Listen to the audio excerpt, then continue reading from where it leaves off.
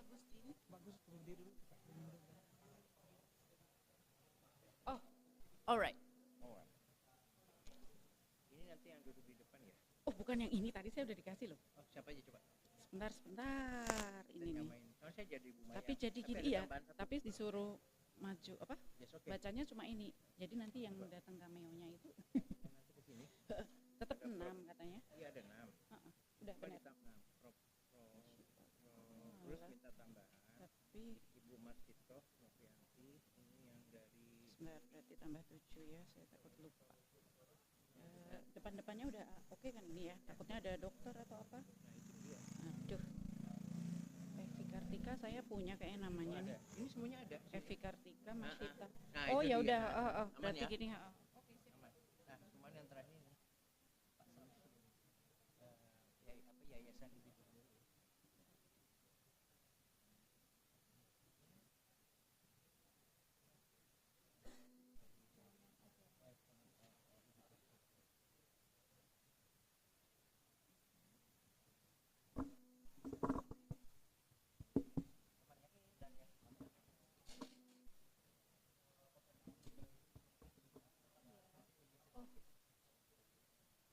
Gimana nih?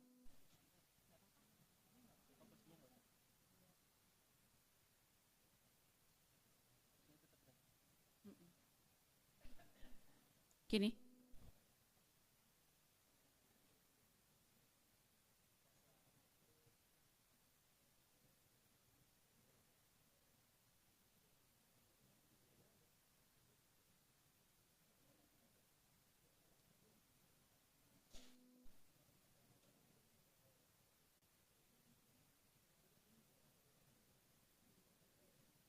Ya, kurang mana?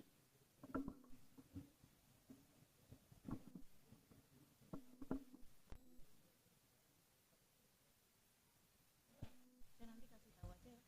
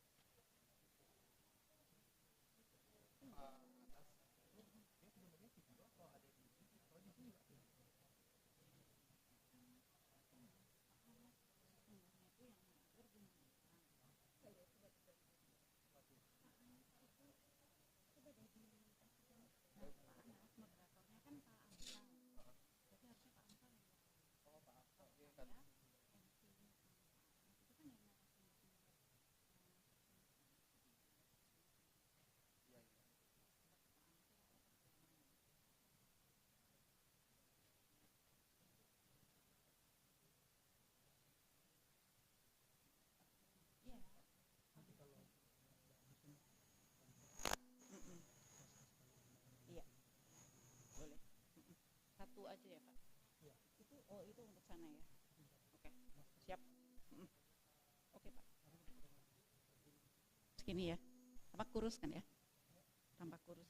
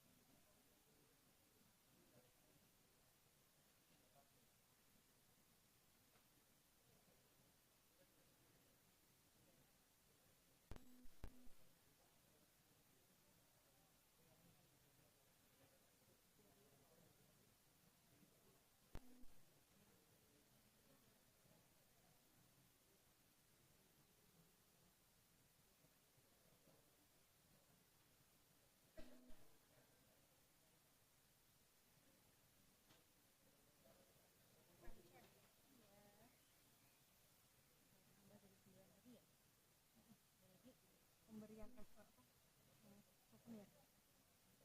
Kalau ini terus setelah itu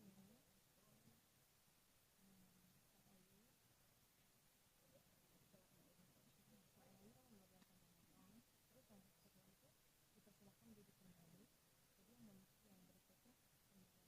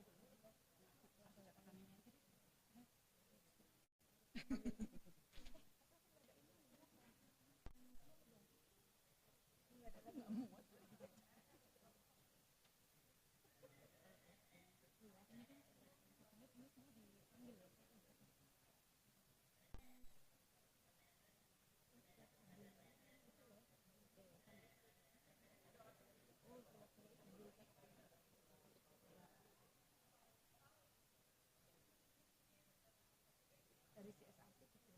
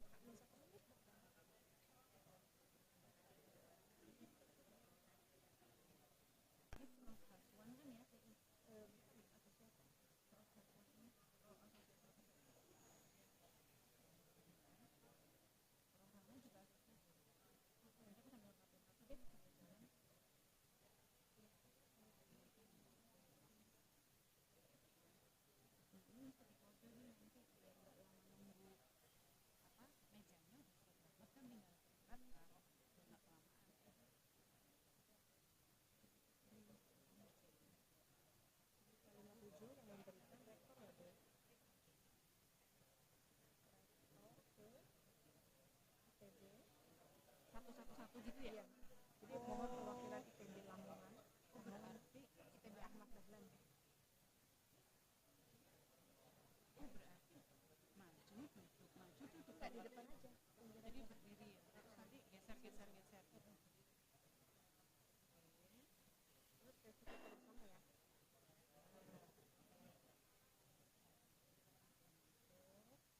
Ini sudah. Kami ini ya, bukan ini oh ini Rekod ke CSAC. Ini souvenir dari CSAC ke ini. ini yang nanti ya. Iya.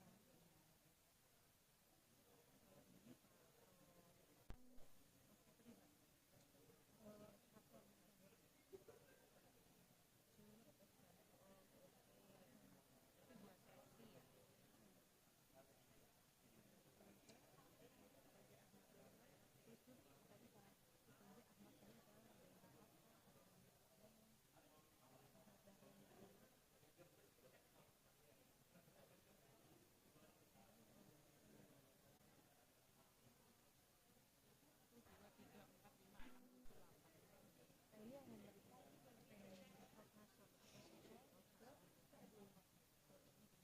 Pokoknya aku supaya nggak salah langsung aja representatif of CSAC gitu ya. Kalau dia nggak ngerti juga baru dia kan tinggal Nah, ini kan UITM sebenarnya nggak ada orang perwakilan yang mewakili Profes. ini udah dikasih tahu kan orang Udah. Ya.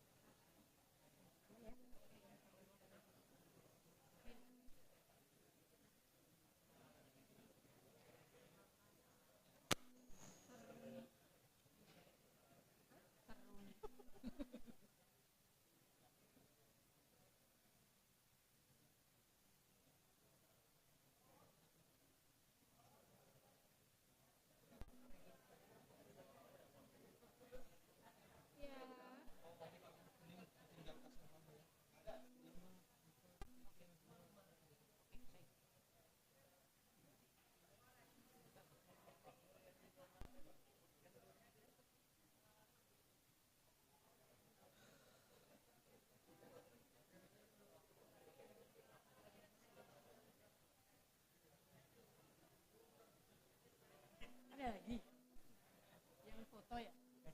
Minta diizinin Bapak yang tadi 89 orang ini untuk bisa segera bisa mengisi di depan. Udah beliau kalau saya kan nggak ada gelarnya Bu. Beliau sudah menyusun ada gelarnya. Berapa? 9 ya? 9. Di depan sini dulu apa sini? Langsung ya? Langsung aja. Oh baik. Ya namanya kan nggak lengkap Bu. Tinggal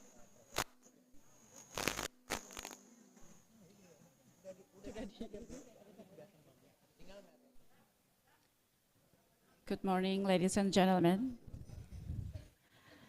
Please attention, please. I would like to seek Profesor Dr. Ruswiati Surya Putra MSI, Profesor Dr. Hayati Muhammad Awan, Profesor Dr. Abdul Halim Abdul Majid, Associate Profesor Dr. Kaidora binti Abdul Ghani, Associate Profesor Dr. Haswan Yunas, Profesor Dr. Zainuddin Amali, Mrs. Masita Novianti, Mrs. Evi Dwi Kartika, and Mr. Samsul to the next table, please. Suruh ke depan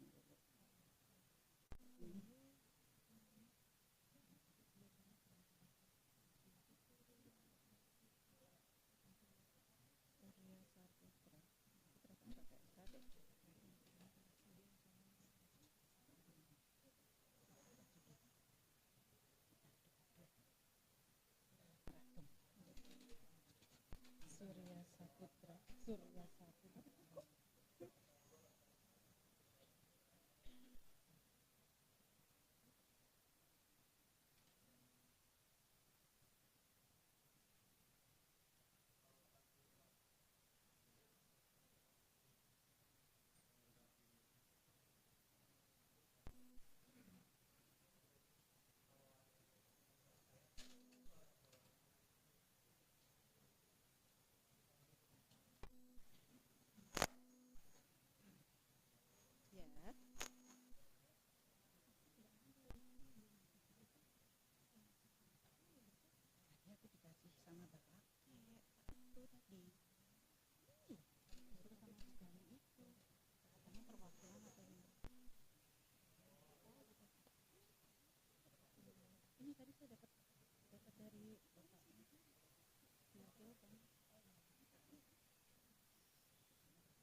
9.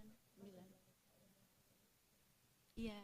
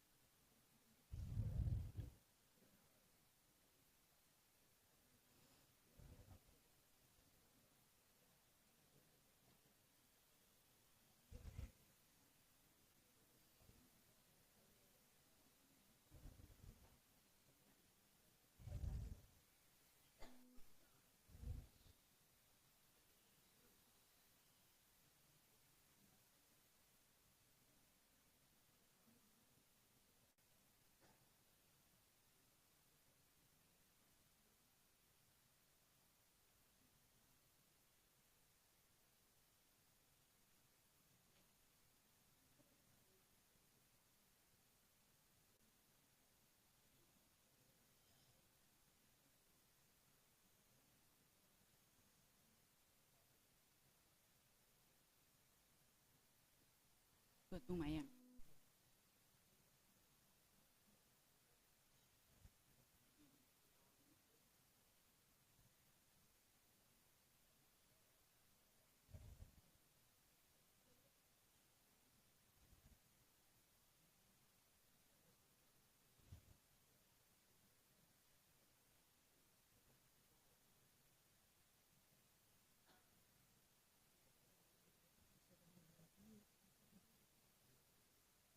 Terutama yang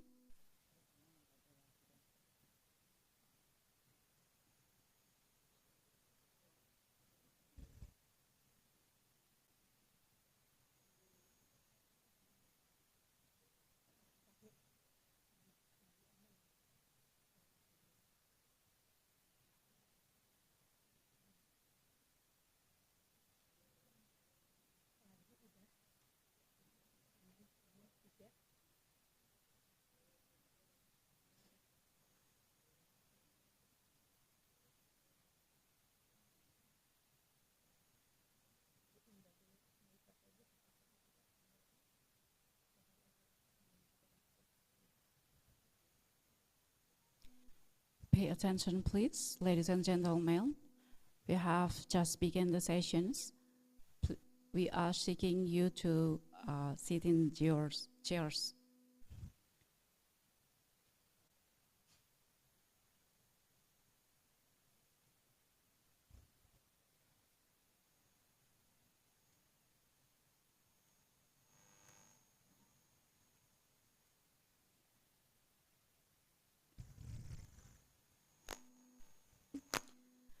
Assalamualaikum warahmatullahi wabarakatuh. Good morning, ladies and gentlemen. Our conference is about to begin. I'm very pleased to all of you who participate in this 6th International Research Conference on Economic, Business, and Social Sciences in Indonesia that held by Institut Bisnis dan Informatika Kosgoro 1957. I am Agustin Dwi Anika, and I am the Master of Ceremony. First of all, I would like to very pleased to Honorable Head of Minister of Youth and Sports of Republik Indonesia, Professor Dr. Zainuddin Amali, MSI, President Center for Sustainability Research and Consultancy, Professor Dr. Hayat Muhammad Awan, Rector of IB Kosgoro 1957, Association Professor Dr. Haswan Yunas, MSI, MM, and the very inspiring keynote speaker, they are Professor Dr. Rohana Binti Jani from Center for Development Studies, University of Malaya, Malaysia, Professor Dr. Ulf Henrik Risser, Adjunct Professor from HKUST Business School, Hong Kong, Associate Professor Dr. Kai Dora Binti Abdul Ghani as Deputy Rector of UITM Penang, Malaysia, Associate Professor Dr.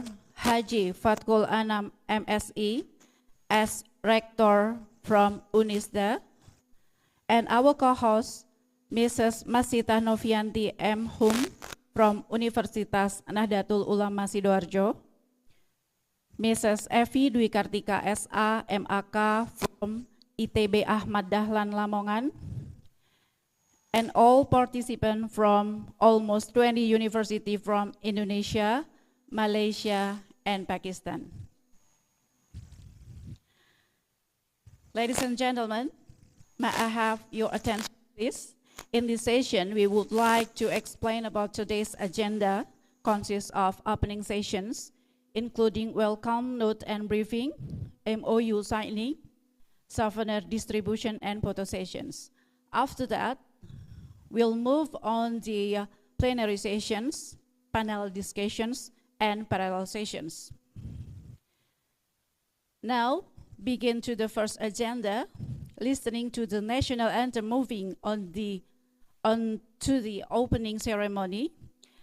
Let's listen to the Indonesian national anthem followed by Pakistan and Malaysia. Attendees are required to stand for a moment. Kindly please play the song.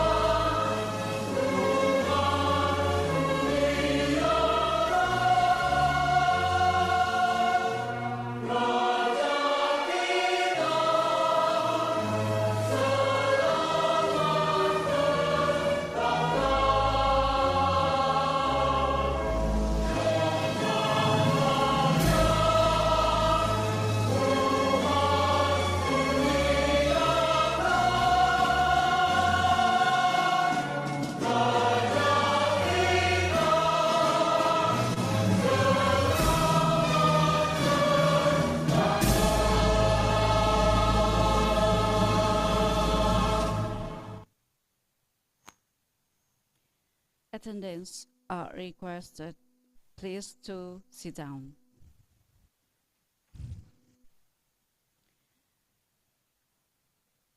Let's move to the next agenda, recital of the Holy Quran. Ustadz Muhammad Derobi, time is yours.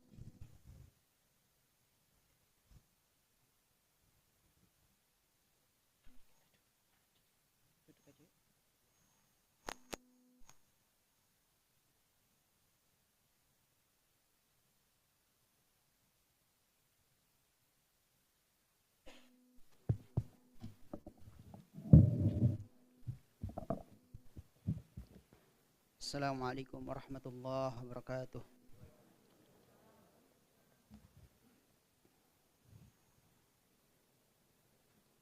أعوذ بالله من الشيطان الرجيم.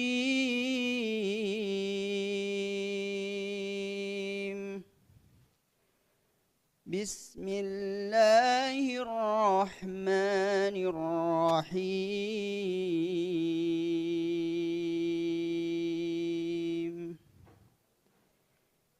يا أيها الذين آمنوا اتقوا الله حق تقاته ولا تموتن إلا وأنتم مسلمون واعتصموا بحبل الله جميعا ولا تفرقوا واذكروا نعمة الله عليكم إذ كنتم أعداء فألف بين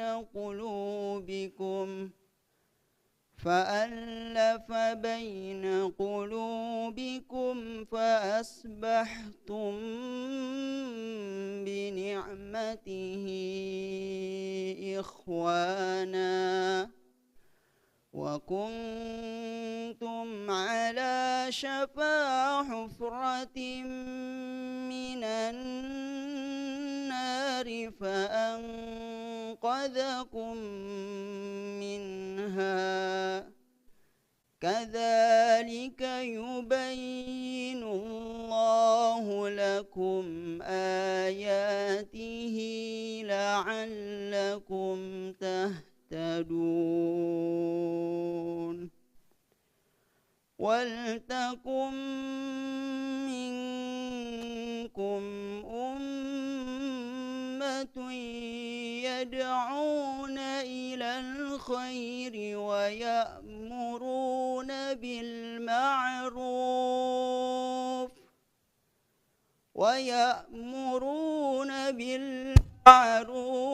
وينهون عن المنكر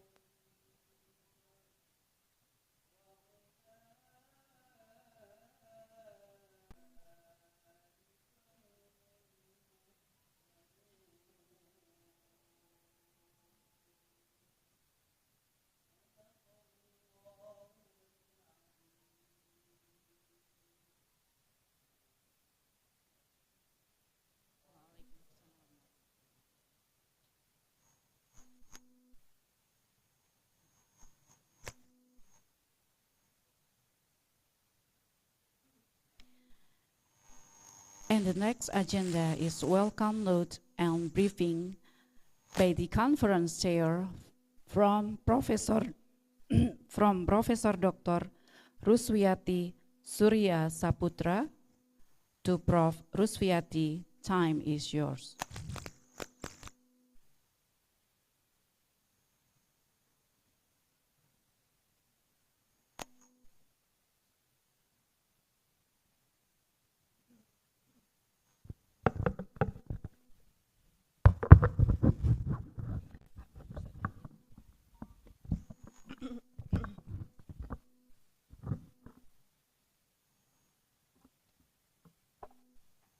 Bismillahirrahmanirrahim.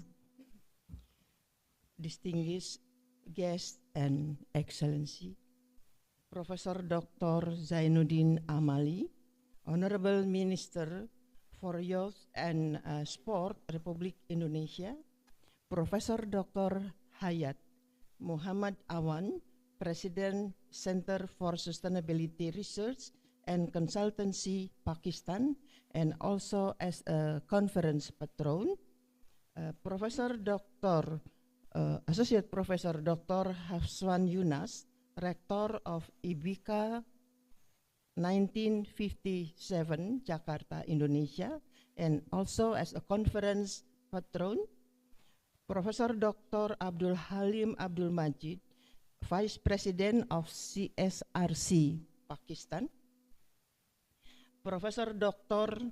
Rohana Binti Jani from University Malaya, and then Professor Dr. Ulf Henning Richter from Hong Kong University of Science and Technology, Associate Professor Dr. Hajah Ahmad Rosidi, Rector of UITM Penang, Professor Dr. Sukor Sanim, Rector of UITM Perlis, Associate Professor Dr. Faktul Anam, Rector of University Nahdlatul Ulama Sidoarjo, Surabaya, Associate Professor Dr. Hajah Mu'ah, Rector of ITB Lamongan, Associate Professor Dr. K. Dora Binti Abdul Ghani, Deputy Rector of UITM Penang, Malaysia, Dr. Priscilla Darmayanti, Chief Conference Coordinator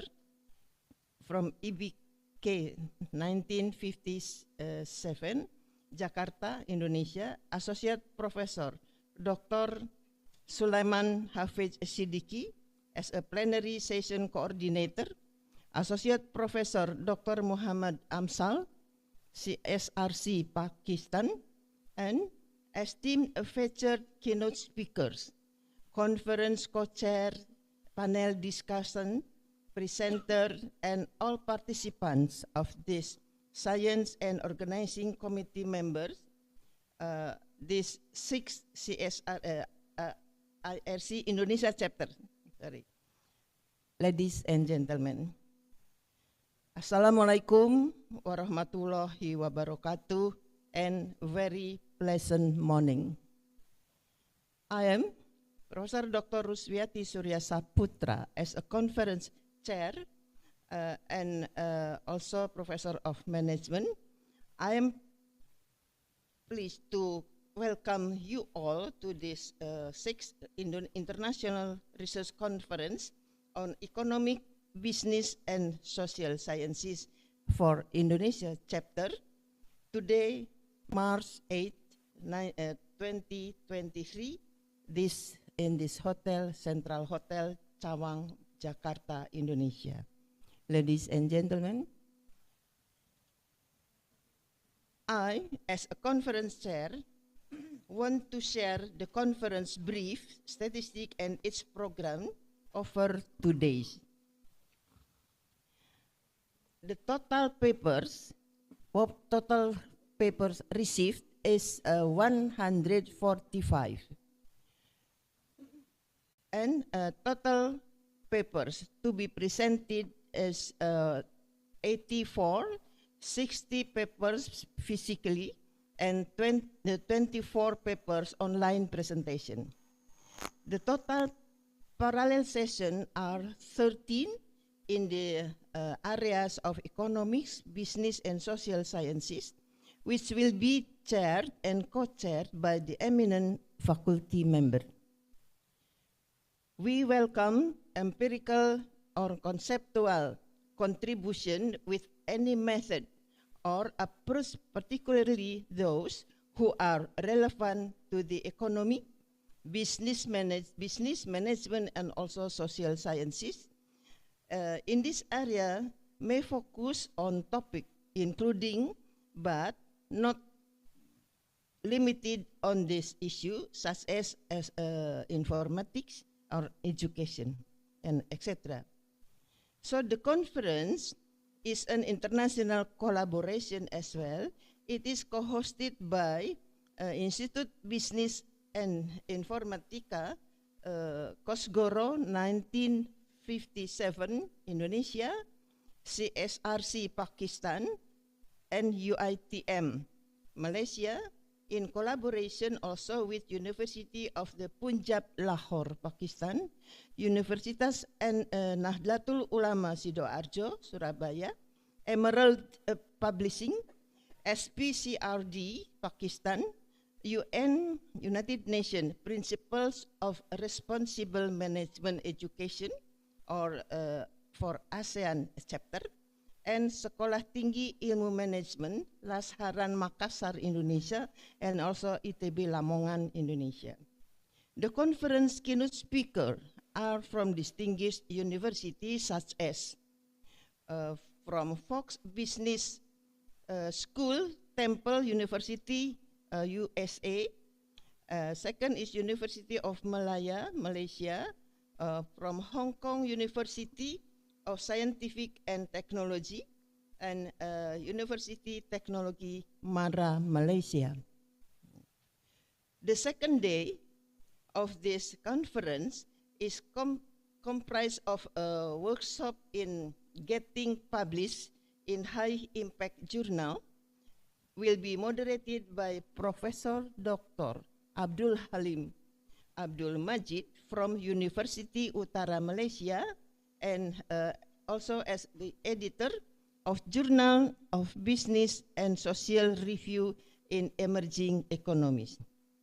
The 6th IRC 2023 Indonesia chapter is going to set the foundation of the academic relationship between Indonesia, Pakistan, and Malaysia, while providing an eminent academic platform for researchers and also for educators to present, to share, and also to discuss their research work on sustainability issues and challenges in emerging economies.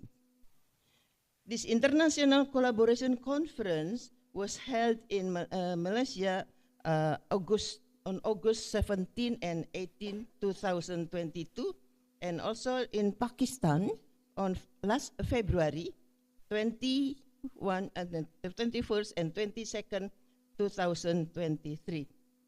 The conference is forum where the academician mix up both through formal and informal social events to discuss future collaboration among their respective university.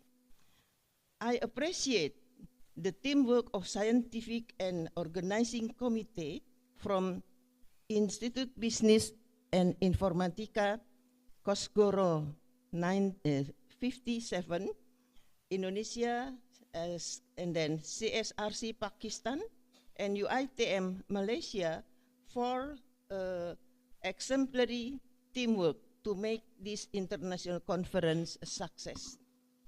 In addition, to thank you to the leadership of CSRC Pakistan, UITM Malaysia, and EBK 57 Indonesia, I want to specially appreciate the effort by the Chief Conference Coordinator, she is Dr. Priscilla Damayanti, and his crew, and also please second for her, and also all of the crew, all of the member, Bu Priscilla, and also to the conference secretary, Dr. Associate Professor Dr.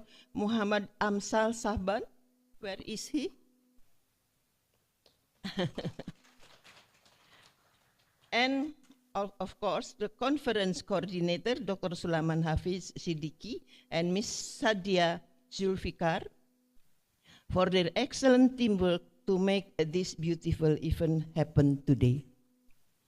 The conference program also includes MOUs, MOU signing between the collaborating institution of this conference which include IBICA 57, UITM Malaysia, CSRC Pakistan, Universitas NU Sidoarjo, IBT, ITB Ahmad Dahlan, dan STM Lasharan Makassar. Yeah. Also here is present Profesor Dr. Ulf Henning Richter, yang sebelah sana, who is also CEO of the Carbon 10XB Hong Kong. You know that his company is working on carbon credit program, which I believe can be very useful for Indonesia. I hope the participants from various universities here will discuss areas of mutual collaboration with him. Last but not least, on behalf of us here, we should like to please our guest of honor, Honorable Minister of Youth and Sport, Republic Indonesia, Professor Dr. Zainuddin Amali, to give inaugural address with declaration to open the 6th International Research Conference on Economics, Business, and Social Sciences, Indonesia Chapter 2023. As will be mentioned by Professor Dr. Hayat Muhammad Awan, I will try to enable the collaboration with university in Indonesia and CSRC Pakistan, inshallah. With the above said collaboration, we plan to have 7 IRC Indonesia chapter at University Nahdlatul Ulama Sidoarjo. She is the vice rector. Inshallah. Thank you very much. With all that, I thank you very much and all the best. Thank you. Wassalamualaikum warahmatullahi wabarakatuh.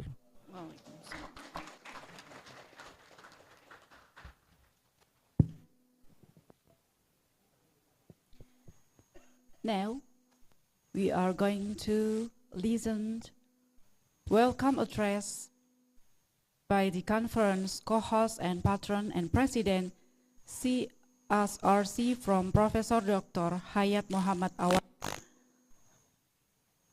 Kindly please the committee help to play the videos.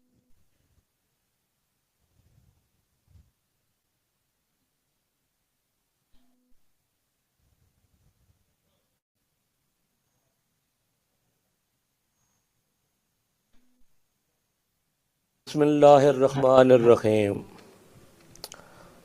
Professor Dr. Zainuddin, Honorable Minister for Youth, Republic of Indonesia, Professor Dr. Rusawati, Conference Chair, Professor Dr. Abdul Halim Abdul Majid, Vice President CSRC Pakistan, Professor Dr. Haswan, Rector IBIK, Jakarta, Indonesia, Dr. Rohana, Malaysia, University of Malaya, Malaysia,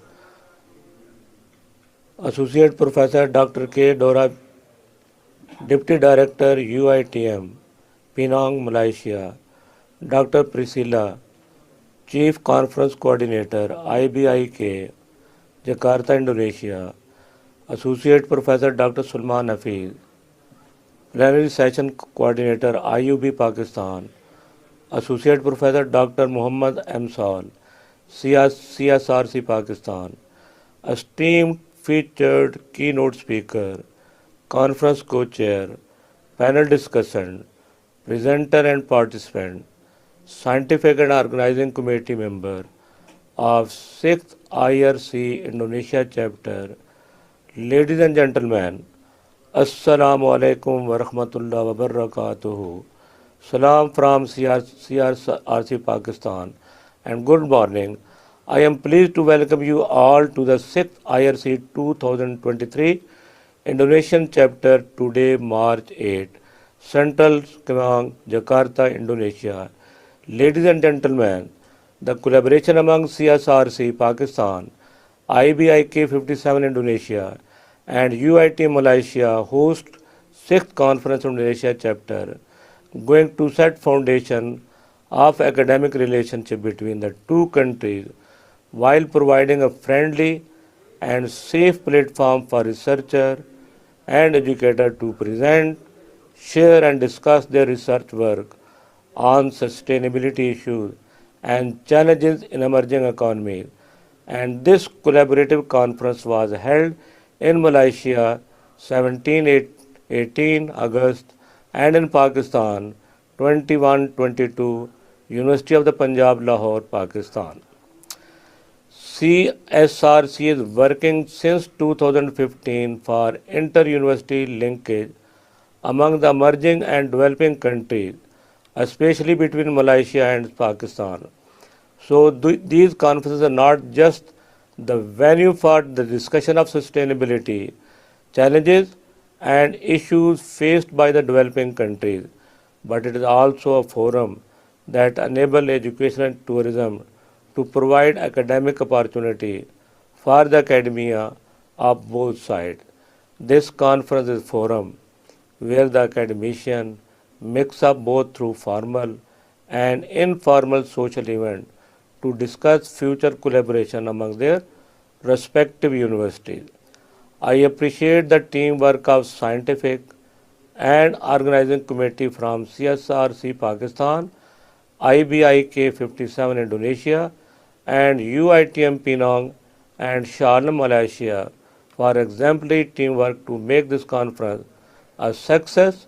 In addition to thanking the University of UITM Malaysia and IBIK 57 Indonesia, I want especially appreciate the effort of Conference Secretary, Associate Professor Dr. M. Sal and Associate Professor K. Dora, convener from UITM Penang, Malaysia, Professor Abdul Halim Abdul Majid, Dr. Priscilla and Dr. Sulman Hafiz Siddiqui, Dr. Rabia Rashid and Sadia Zulfikar for this collaboration and hard work to make this beautiful event successful today. I am especially thankful to Professor Dr. Rohana Jaini from University of Malaya, Malaysia for accepting the invitation to attend this conference. I also want to appreciate and acknowledge the MOU between CSRC Pakistan and University Nudatul Ulama Sederjo, which I expect will open avenue for further collaboration. I hope IBIK and Ahmed Dalan University will also complete the paperwork for the MOU soon. Indonesia is a place that I want to visit and inshallah I will visiting very soon. Indonesia and Pakistan, being the large Muslim brother countries, have many avenues to work together to uplift the academic standard. CSR Pakistan will continue to work with the Indonesian University for responsible education and research for sustainable development. We are especially seeking collaboration with the University of Indonesia and other regional universities are welcome to join the collaboration. With that, I thank you all and the best. Wama alayna illal balagul mubin. Wassalamu alaikum wa rahmatullahi wa barakatuhu.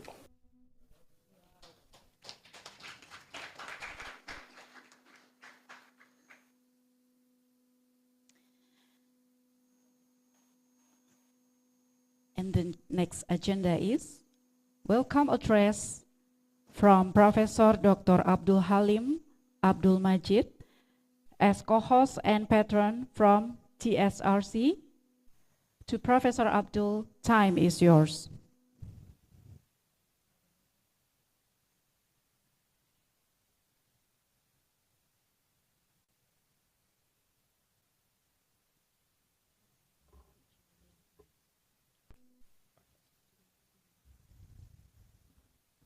Is it okay?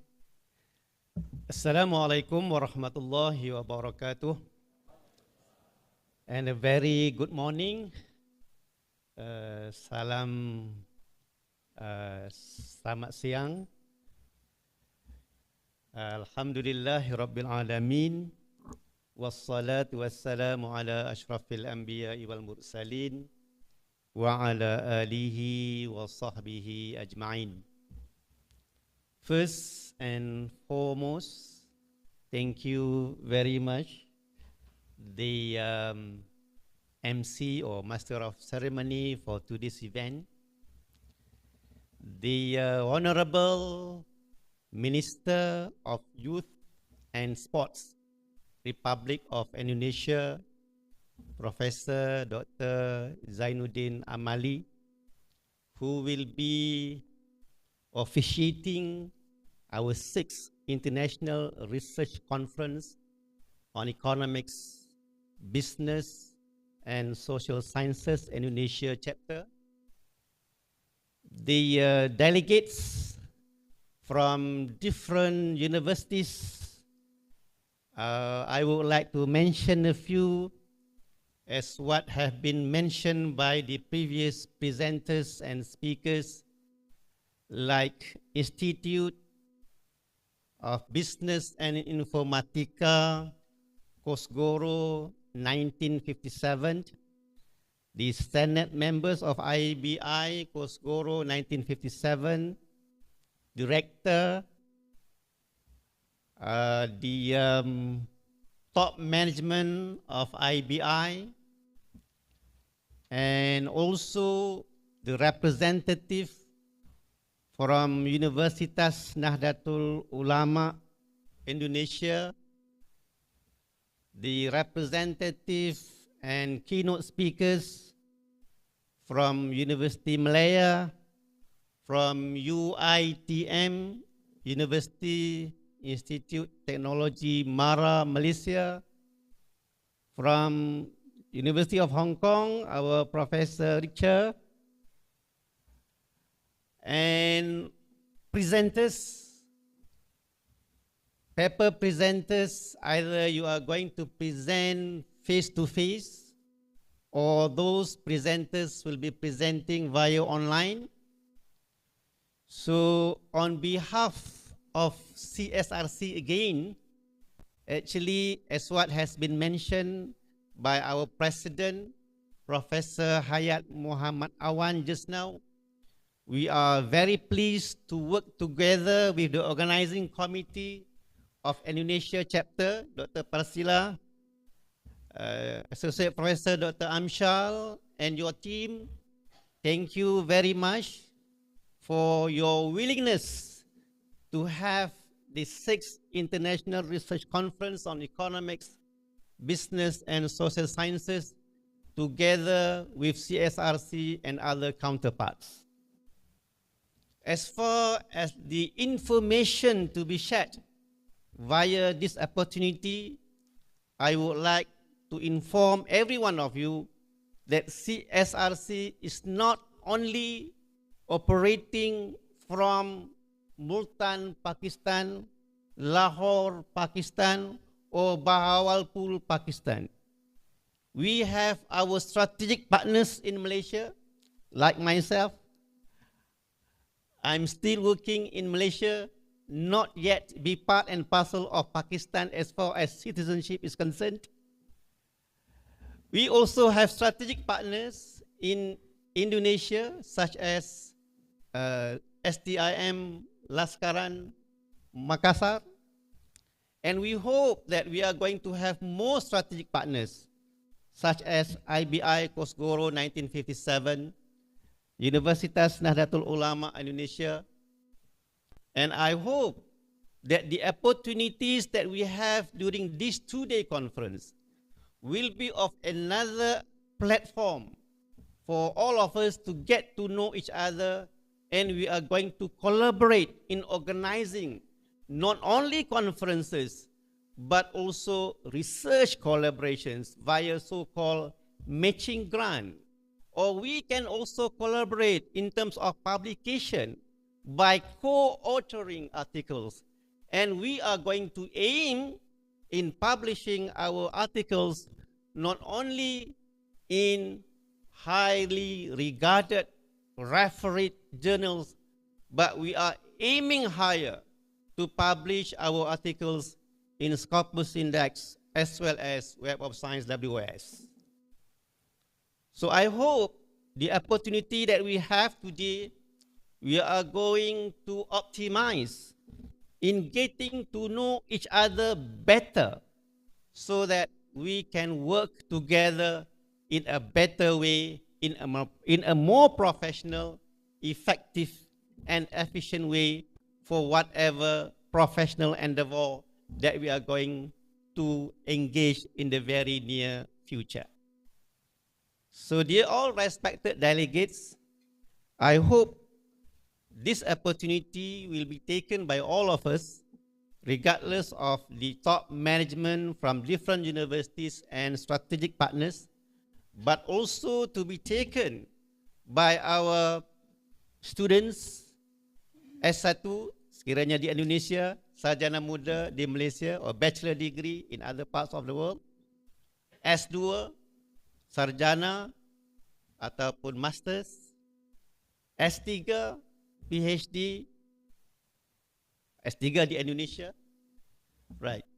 I hope the opportunities will be optimized by all parties, and we are going to seek further collaboration with practitioners, with industry players, with community leaders, so that the impact of our conference will not only be in the so-called ballroom, but it is going to be seen and appreciated by the community out there who are really in need of ideas, suggestions, solutions to solve so many problems out there that we want to make sure all of us can grow, can develop, and we can sustain the competitive advantage that we have for the next 2, 3, or the rest of the time, inshallah.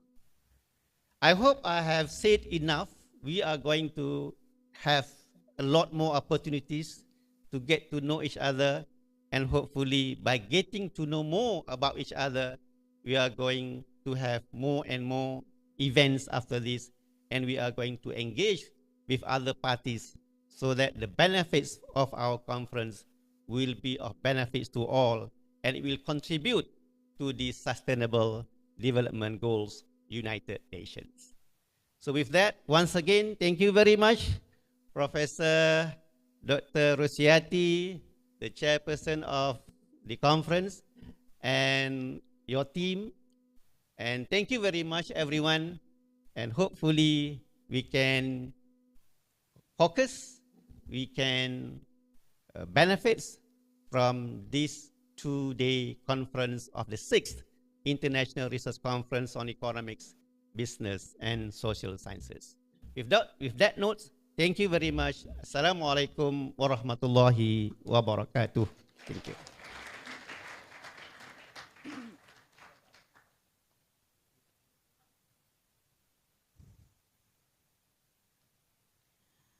Now we are going to listen to the welcome address by the conference co-host and deputy director of UITM Penang, Malaysia, by Associate Professor Dr. Kaidora Binti Abdul Ghani.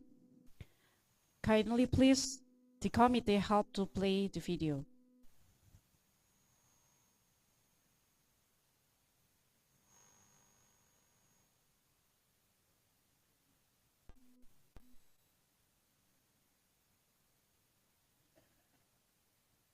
Thank you to our Master of Ceremony. Bismillahirrahmanirrahim. In the name of Allah, the most gracious, merciful. Assalamualaikum warahmatullahi wabarakatuh, and good day, everyone. To the honorary conference patrons, Yang Berbahagia Associate Professor Dr. Haswan Yunas, Rector Institute Business and Informatika, IBI K57, Jakarta, Indonesia. Yang Berbahagia Profesor Dr. Hayat Muhammad Awan, President Center for Sustainability Research and Consultancy, CSRC, Pakistan.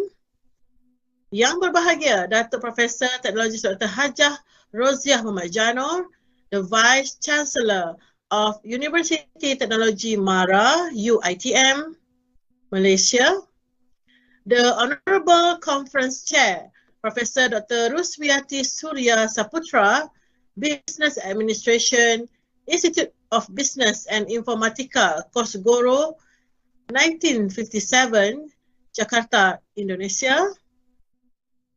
Respective keynote speakers, guest speakers, panels, strategic partners, sponsors, the organizing committee, honorable guests, ladies and gentlemen.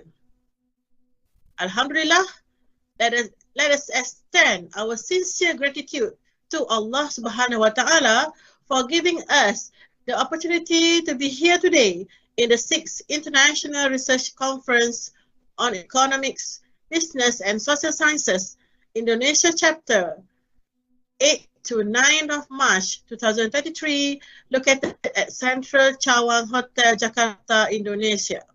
This conference is organized by the Center for Sustainability Research and Consultancy, CSRC, Pakistan, and Institute Business and Informatika, Kosgoro, 1957, Jakarta, Indonesia, in collaboration with University Technology MARA, UITM, Malaysia, and University of the Punjab, Lahore, Pakistan, UN Principles of Responsible Management Education, and Emerald Publishing, United Kingdom.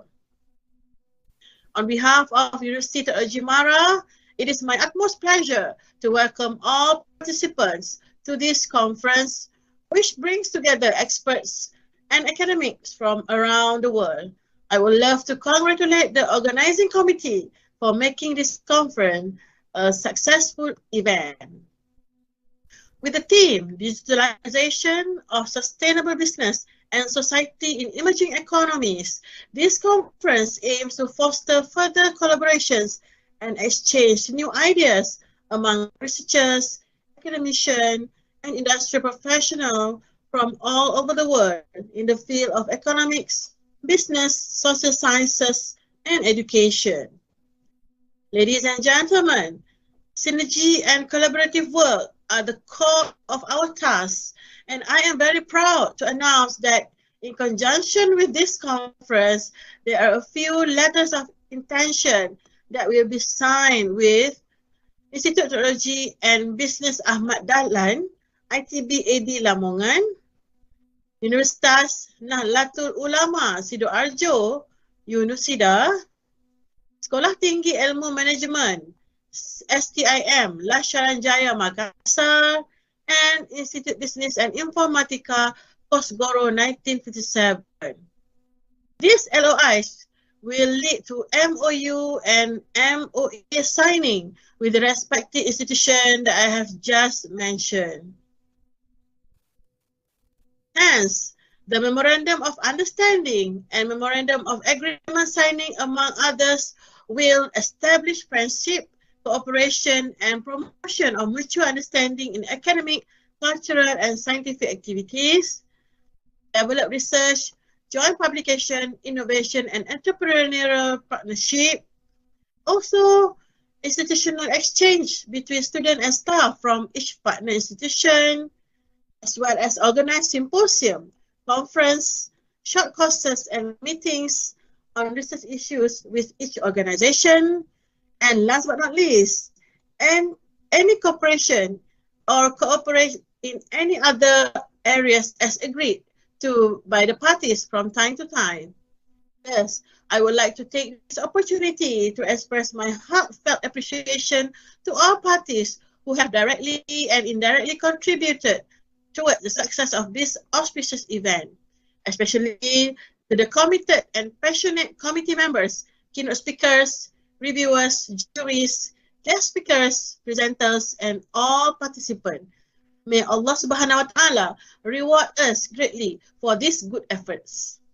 Once again, thank you very much for your attention and hope to see you again in the next event. Assalamualaikum warahmatullahi wabarakatuh and have a great day. Back to you, Master of Ceremony. Waalaikumsalam warahmatullahi wabarakatuh.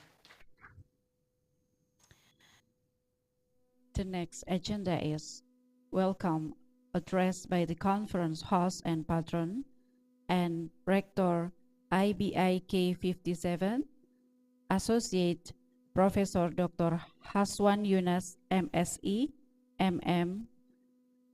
To Professor Dr. Haswan, time is yours.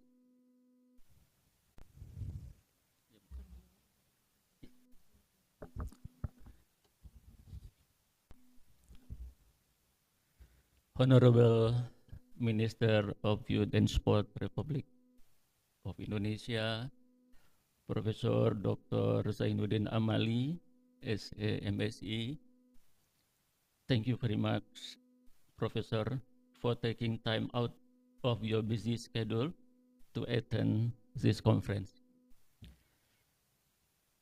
Honorable Mr. Samsul Bahri, the Secretary General of University Kosgoro 57 Foundation, and also member of Senate of IBIK 57. Honorable the conference co-host and patron President CSRC Pakistan, Professor Dr. Hayat Muhammad Awan, Honorable Professor Abdul Majid Halim, Professor Abdul Halim Abdul Majid, Deputy President of CSRC Pakistan,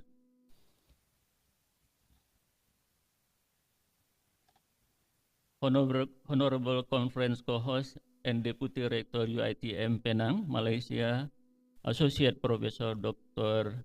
Kaidora binti Abdul Ghani, Honorable Rector of Institute Teknologi and Business Ahmad Dahlan Lamongan, Jawa Timur, as a conference co-host, Honorable Rector Universitas Nahdlatul Ulama Sidoarjo, as a conference co-host too, dear Professor Ruswiati Surya Saputra, as a conference chair, dear Associate Professor Dr. Sulaman, and all team international committee, like Associate Professor Amsal, attend here together with us, and also Mrs. Sadia Zulfikar,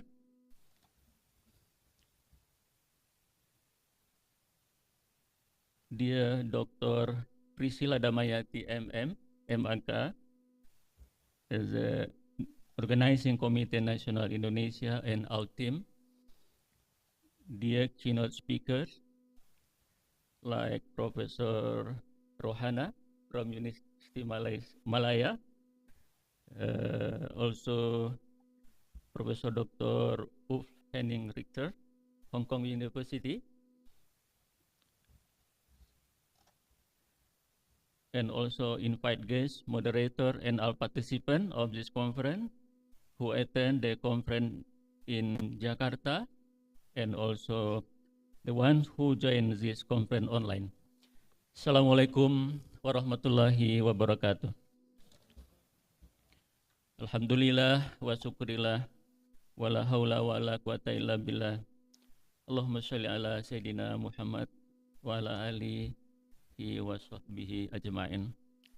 Ladies and gentlemen, all praise and thanks be to Allah, the one true Almighty God, that has given us His blessed help and guidance so that we all can attend this international conference, which conducted collaboratively by IBIK 57 together with Center for Sustainable Research and Consultancy, CRC Pakistan, and other national and international university partners in very good and health condition.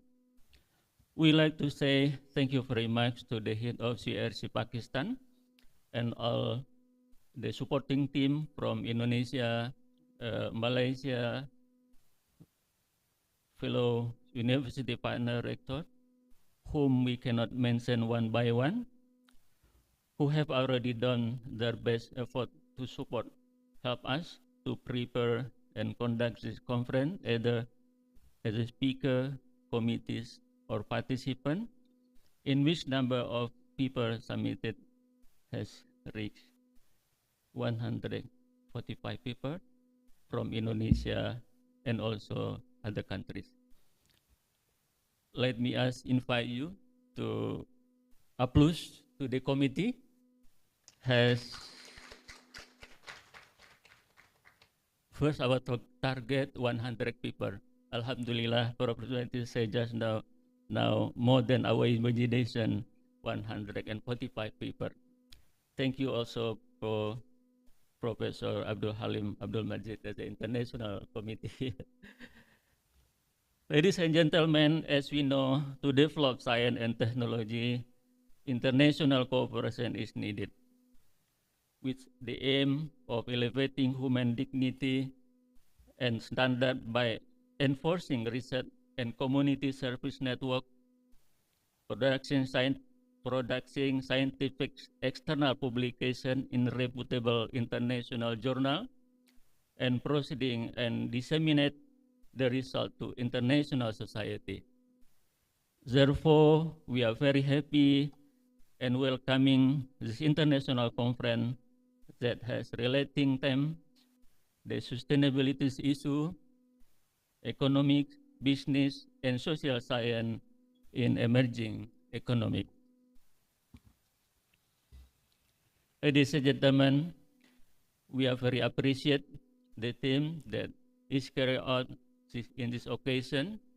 It reminds us toward the issue that are being discussed here that related to the sustainable development goals, the progress of social science that support to recovery after COVID-19 pandemic struck worldwide and it still hasn't completely stopped until now. We all know that this is a complex multifactorial disease that has been decided what the real cause is. Complex challenges, they face need multidiscipline, not only in health issues, but also economic recovery, ones including food security and job opportunities. We know many countries now, many difficulties for job opportunities. So we hope this conference can give some solution to suggest for the society. Ladies and gentlemen, let us keep on holding hands and working together, especially in the field relating to education, research, and community service internationally to bring mutual benefit to all parties, such as joint research, publication, student exchange, and other beneficial programs in other fields. We are really hope by holding this international conference, we can tighten our friendship, thus it will be knowledge transfer media to all scholars and students who are involved specifically to the field relating to the sustainability issues and also to the sustainable development goals, economic, business, social science in emerging economic for now, and preparation for them to face more complex challenges in the future. We do apologize in advance if there are inconveniencing during your stay here and execution of this international conference. Once again, welcome to this international conference, and I wish you good luck and may this bring great contribution to societies, and may Allah bless us all. Ladies and gentlemen, finally, we hope to Honorable Minister Youth and Sport Republic of Indonesia, Professor Dr. Zainuddin Amali, MSc, present his keynote speech and open our international conference. Billahi taufiq wal hidayah. Wassalamualaikum warahmatullahi wabarakatuh.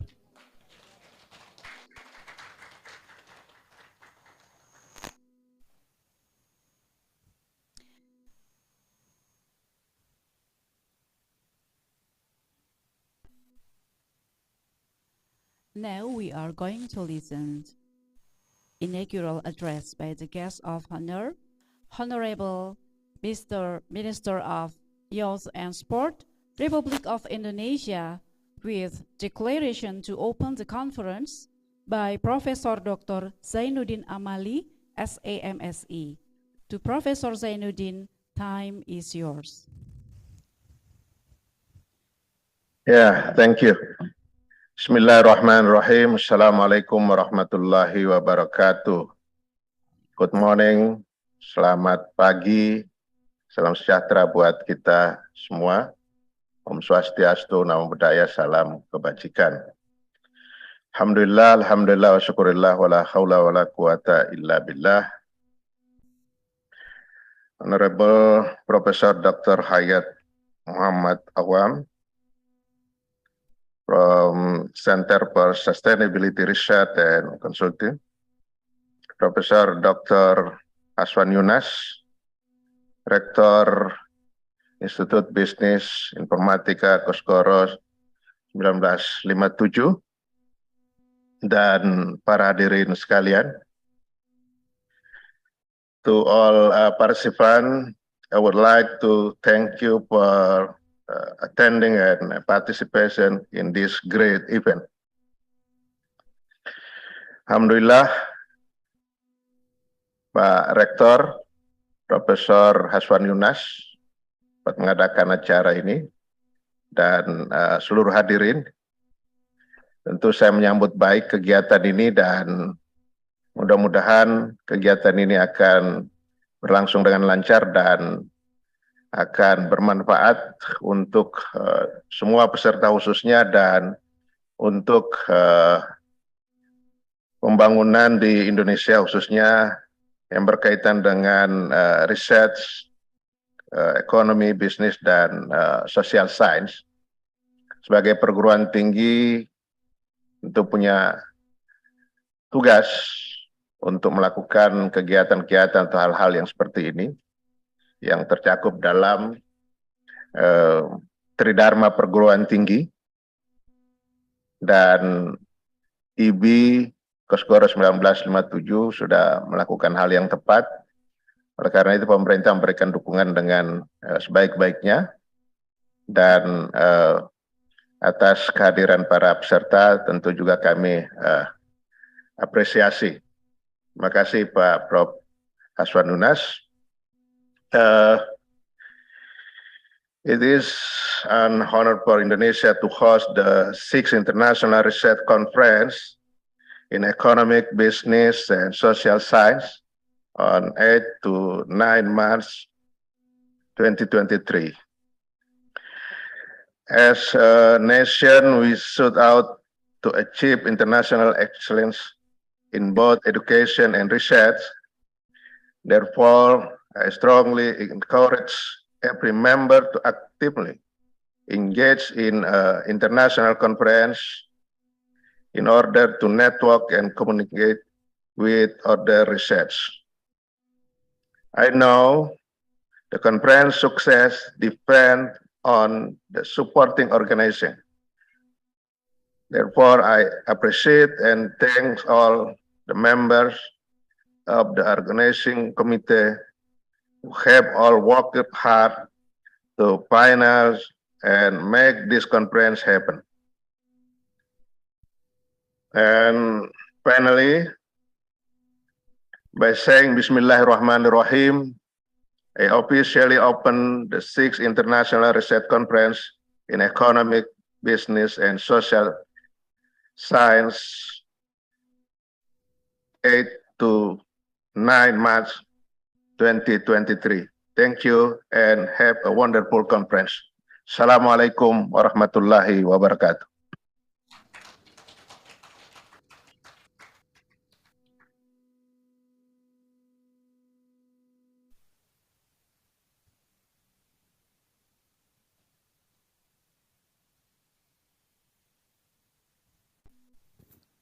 Terima kasih banyak Bapak Menteri Pemuda Olahraga Republik Indonesia yang sudah menyempatkan waktu sibuknya hadir kita kegiatan konferensi internasional ini. Semoga Bapak Mempora selalu sehat dan tambah dalam pengabdiannya kepada bangsa dan negara. Terima kasih. Pak Rektor, selamat konferensi dan sukses ya.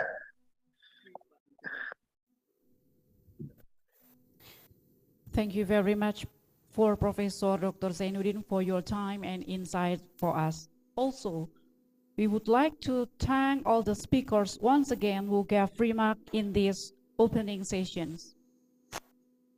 And the next agenda is the MOU signing followed by souvenir distributions and photo sessions. Kindly please, Associate Professor Dr. Haji Fathul Anam from Universitas Nahdlatul Ulama Sidoarjo, Dr. Hajah Mu'ah MM MPD from ITB Ahmad Dahlan Lamongan, and Associate Professor Dr. Haswan Yunas MSI MM from IB 57th, or the representatives to the next table.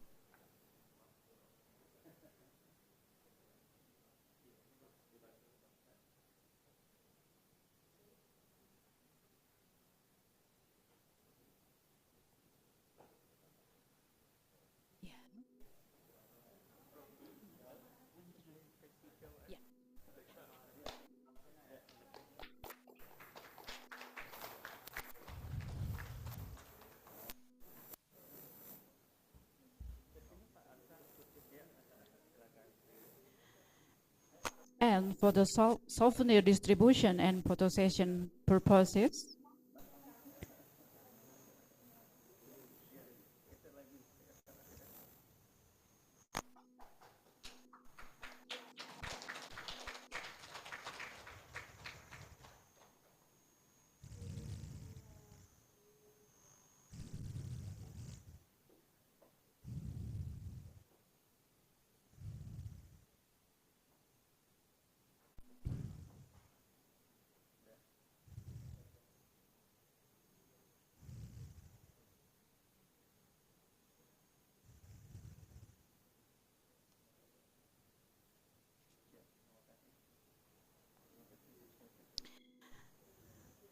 now is the souvenir distribution agenda.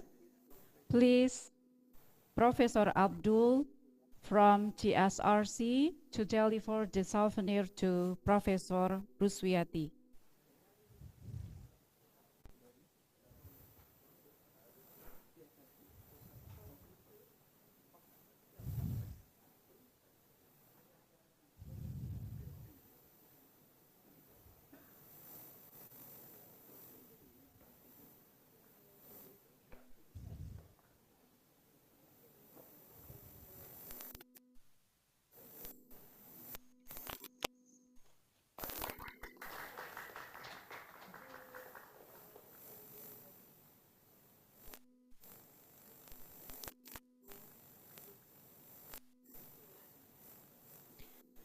After that, followed by Dr. Priscilia.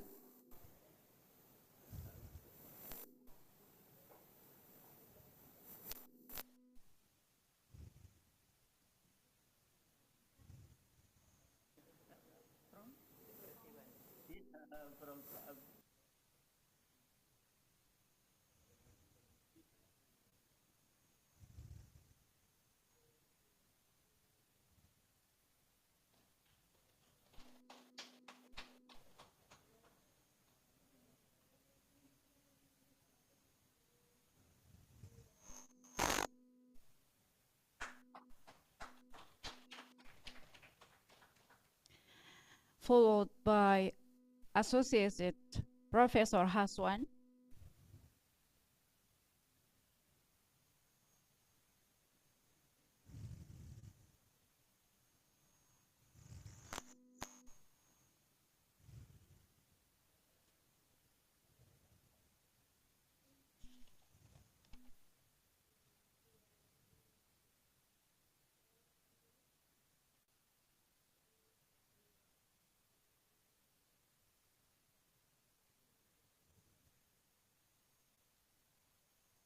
And Professor Rohana.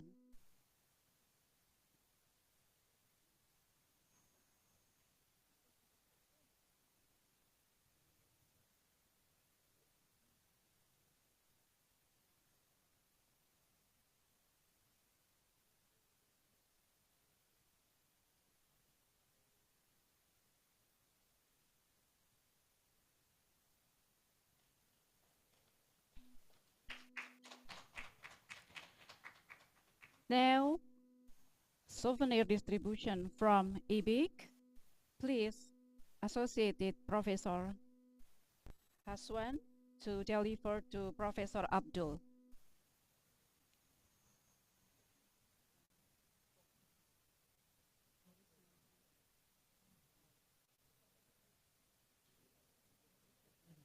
I apologize. Last but not least, this souvenir delivered from Professor Abdul to Professor Ulf.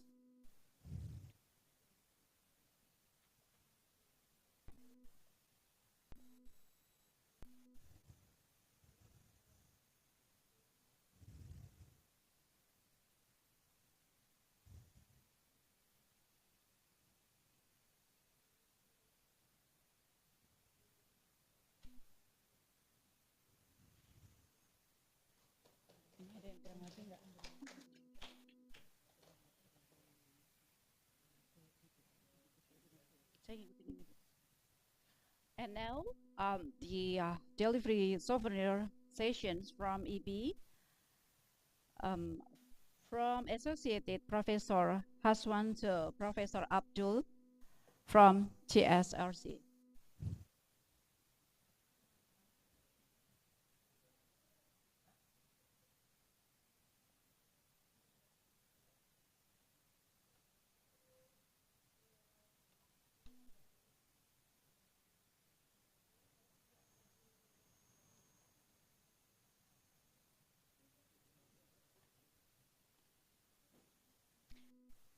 Followed by Dr. Hajah Muah MMPD from ITB Ahmad Dahlan, Lumajang, Lamongan.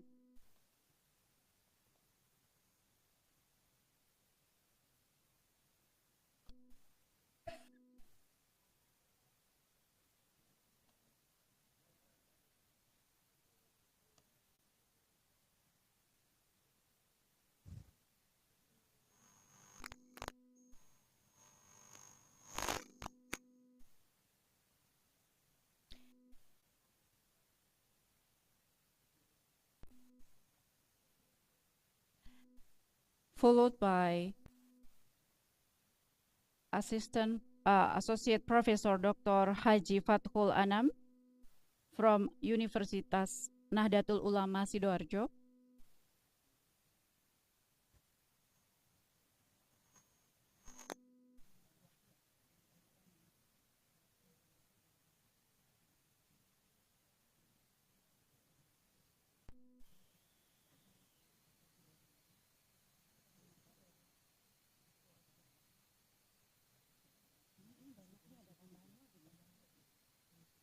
Sebentar.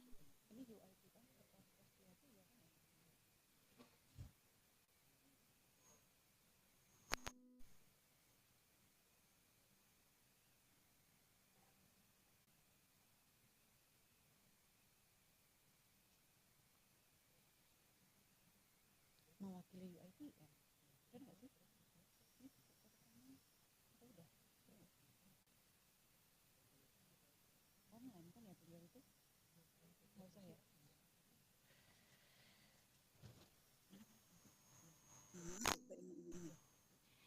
Now, deliver the souvenir from Universitas Nahdlatul Ulama Sidoarjo to UITM, IB Kosgoro, and CSRC.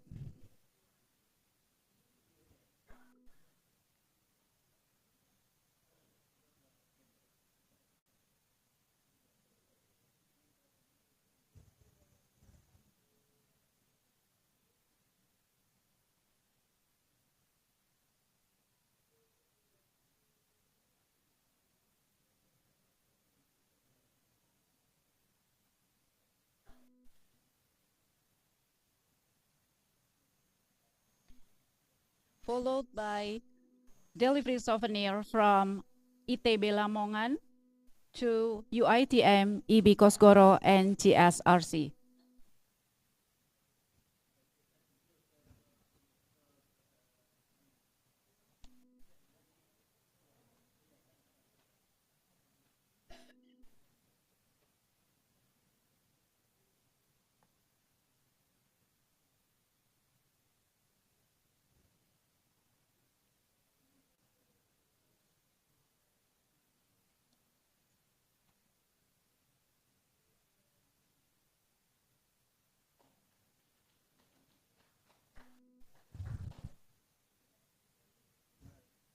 Sudah.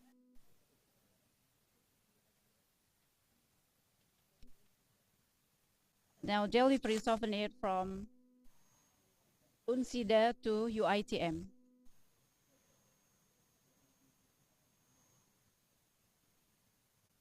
Mendadak begini loh. Mendadak.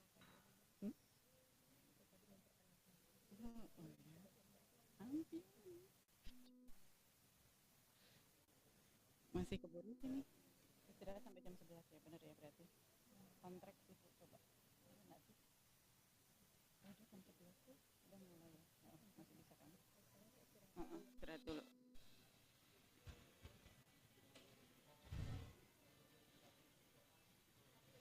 Yang ini dan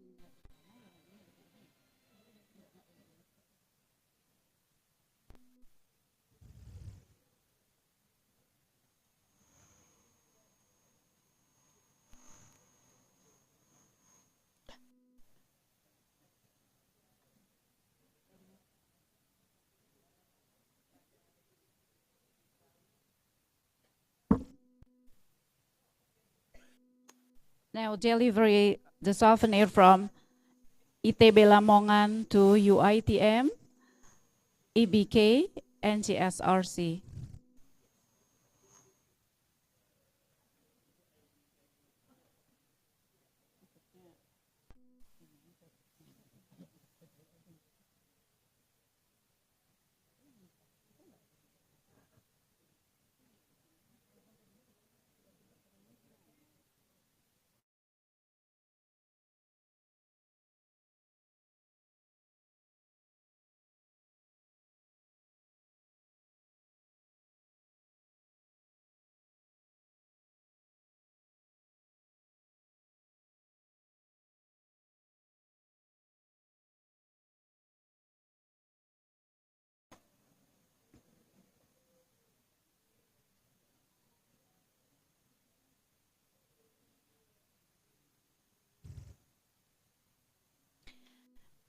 And ITB Lamongan to IBK.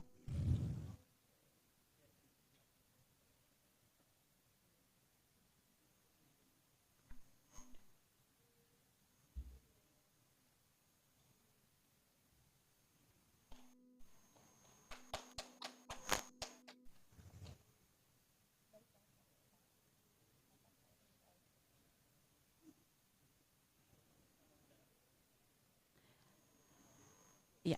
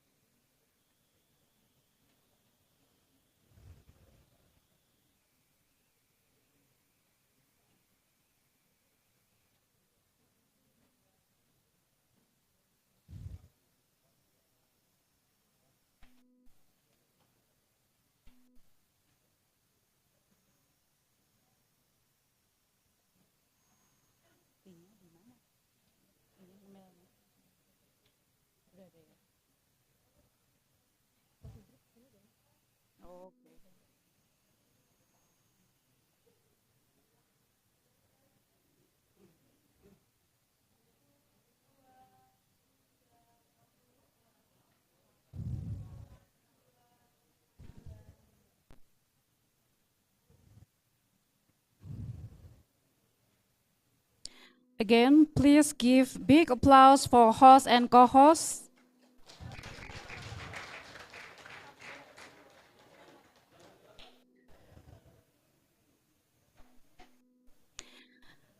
Ladies and gentlemen, you are very welcome to enjoy tea and networking break time. And our agenda will be starts at 11 a.m. to continue the plenary sessions. But before that, kindly please, we are seeking you to take photos together on the stage. Bapak Ibu dipersilahkan untuk berfoto bersama dulu. Dimohon untuk maju ke depan beserta seluruh speaker dan para pimpinan. Sekali lagi kami mohon kepada seluruh peserta yang berada di ruangan untuk dapat maju ke depan karena akan di take foto atau dokumentasi bersama kegiatan acara hari ini. Terima kasih.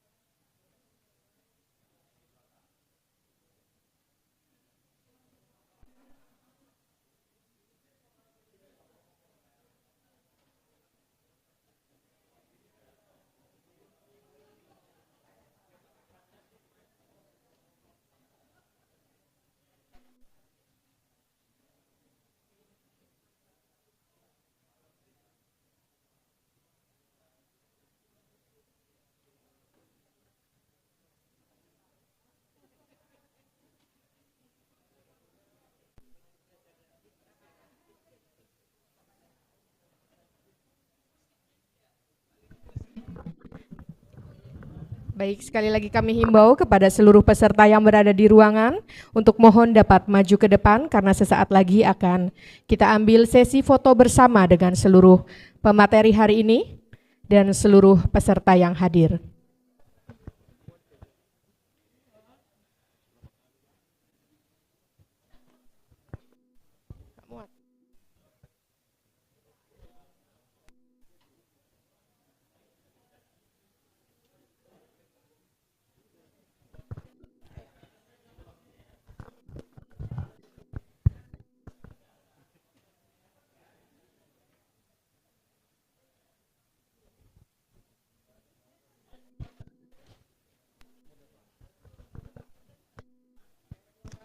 Gimana Mas Awai? Terlihat semua Mas Awai?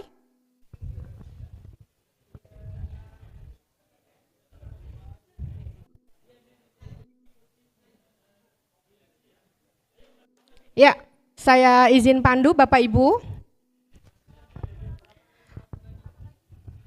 Ya, lebih rapat lagi mungkin. Yang sebelah kanan.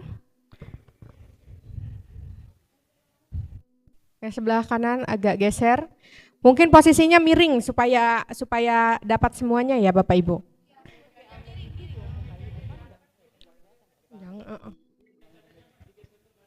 Ya. Oh ya.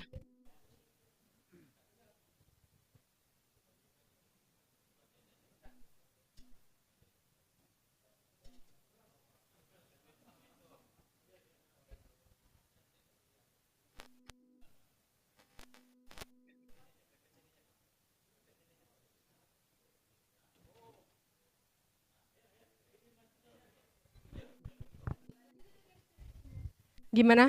Dokumentasi terbawa semuanya? Keambil semuanya? Pakai kamera yang jauh. Udah belum? Ya. Udah dapat?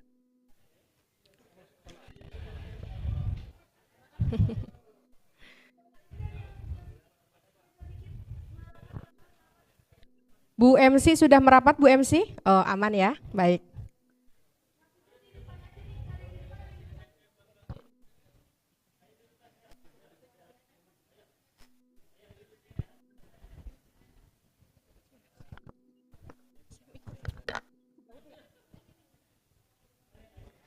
Gimana? Ke bawah semuanya? Mas Awai? Mbak Nuke? Ke bawah semuanya?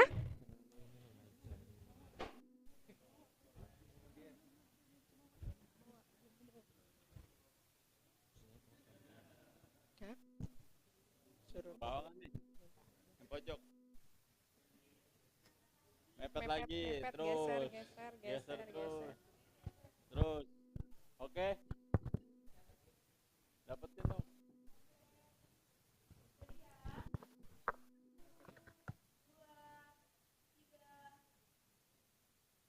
Gaya bebas.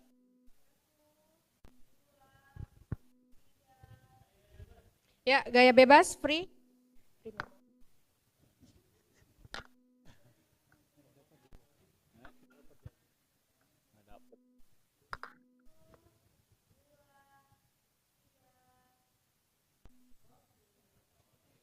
Oke. Terima kasih Bapak Ibu, selanjutnya dipersilahkan kembali ke tempat duduk masing-masing. Kita adakan break sejenak untuk bisa menikmati coffee break yang sudah panitia sediakan, posisinya ada di belakang atau di selasar venue untuk bisa dinikmati bersama. Silakan Ibu.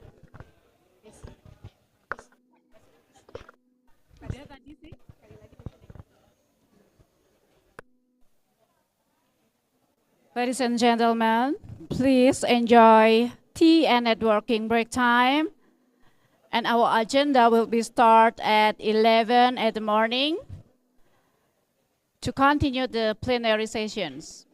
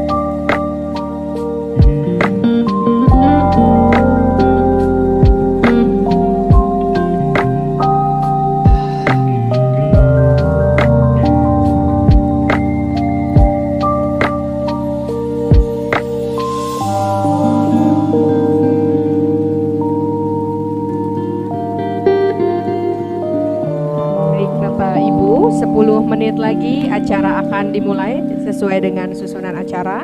Kita akan dilanjut dengan agenda berikutnya. Jadi jam 11 tepat acara akan segera kembali dimulai.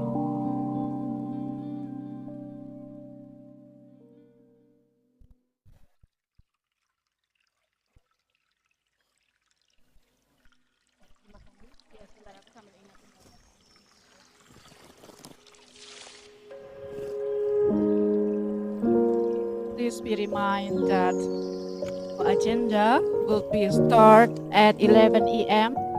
to continue the plenary sessions. Ladies and gentlemen, we are seeking all participants to join the second day workshop titled How to Get Published in High Impact Journal at 9 until 11 a.m. Thank you very much.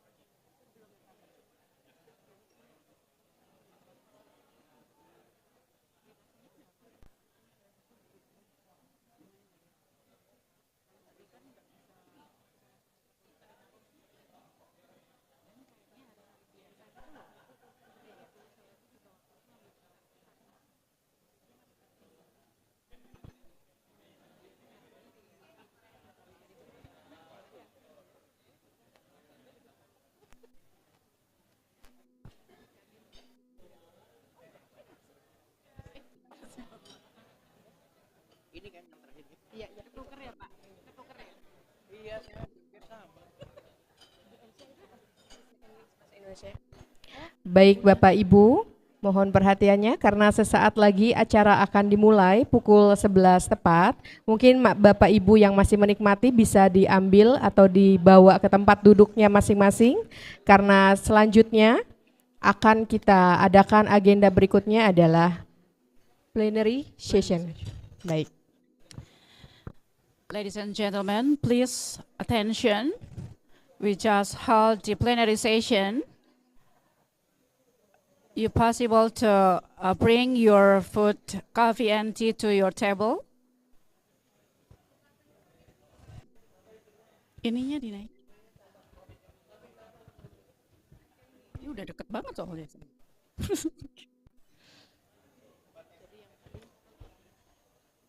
Ladies and gentlemen,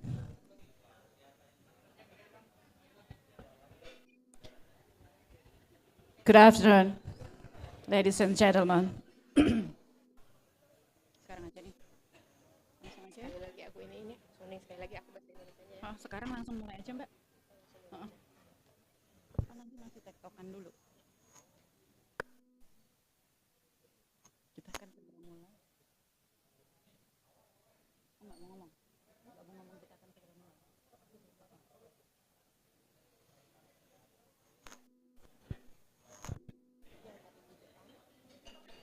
Nggak langsung aja. Kita udah mulai.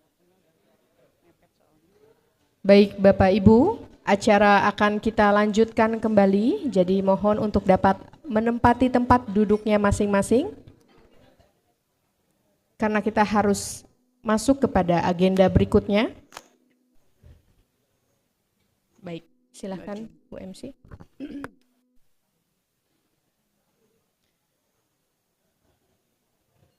Ladies and gentlemen, the plenary session just began. And let me introduce our keynote speaker.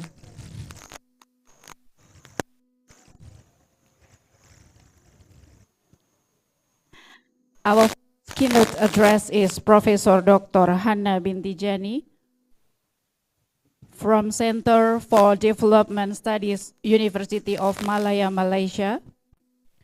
And the second keynote is Professor Dr. Ulf Henning Reeser, adjunct professor at HKUST Business School, Hong Kong. The third keynote speaker is Associated Professor Dr. Kaidora Binti Abdul Ghani, Deputy Rector UITM Penang, Malaysia. And the fourth keynote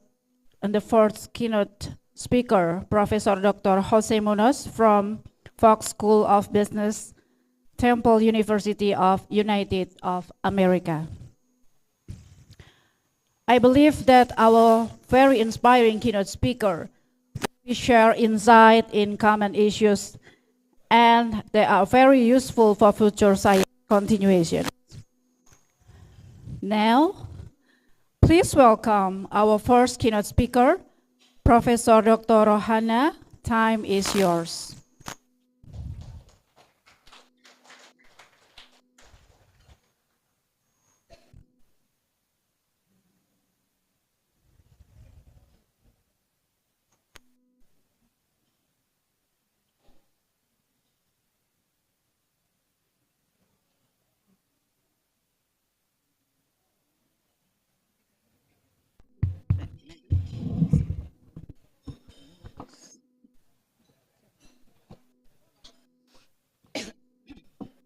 Okay.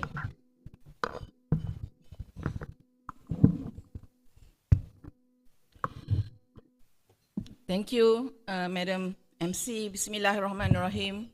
Assalamualaikum warahmatullahi taala wabarakatuh. Salam sejahtera, salam kekeluargaan. Selamat siang ke selamat pagi? Selamat siang. Sebenarnya saya juga adalah keturunan Jawa. Ya. Saya adalah orang, ya, puan-puan dan tuan-tuan ya. Ladies and gentlemen, I'm here, Dr. Rohana Jani from University Malaya. Sebenarnya saya sangat gembira saya dapat datang ke Jakarta after many years. Ya. maybe I just pull out the microphone.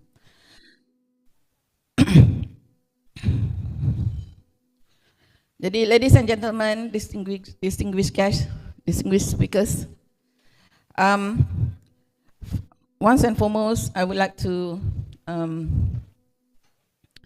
thank the organizing committee for inviting me to be here. It is really a very privilege for me to be here. Saya akan menggunakan bahasa Inggeris dan juga bahasa Indonesia. Jadi, I think it's a very good opportunity for me here today to share the kind of work that I have done.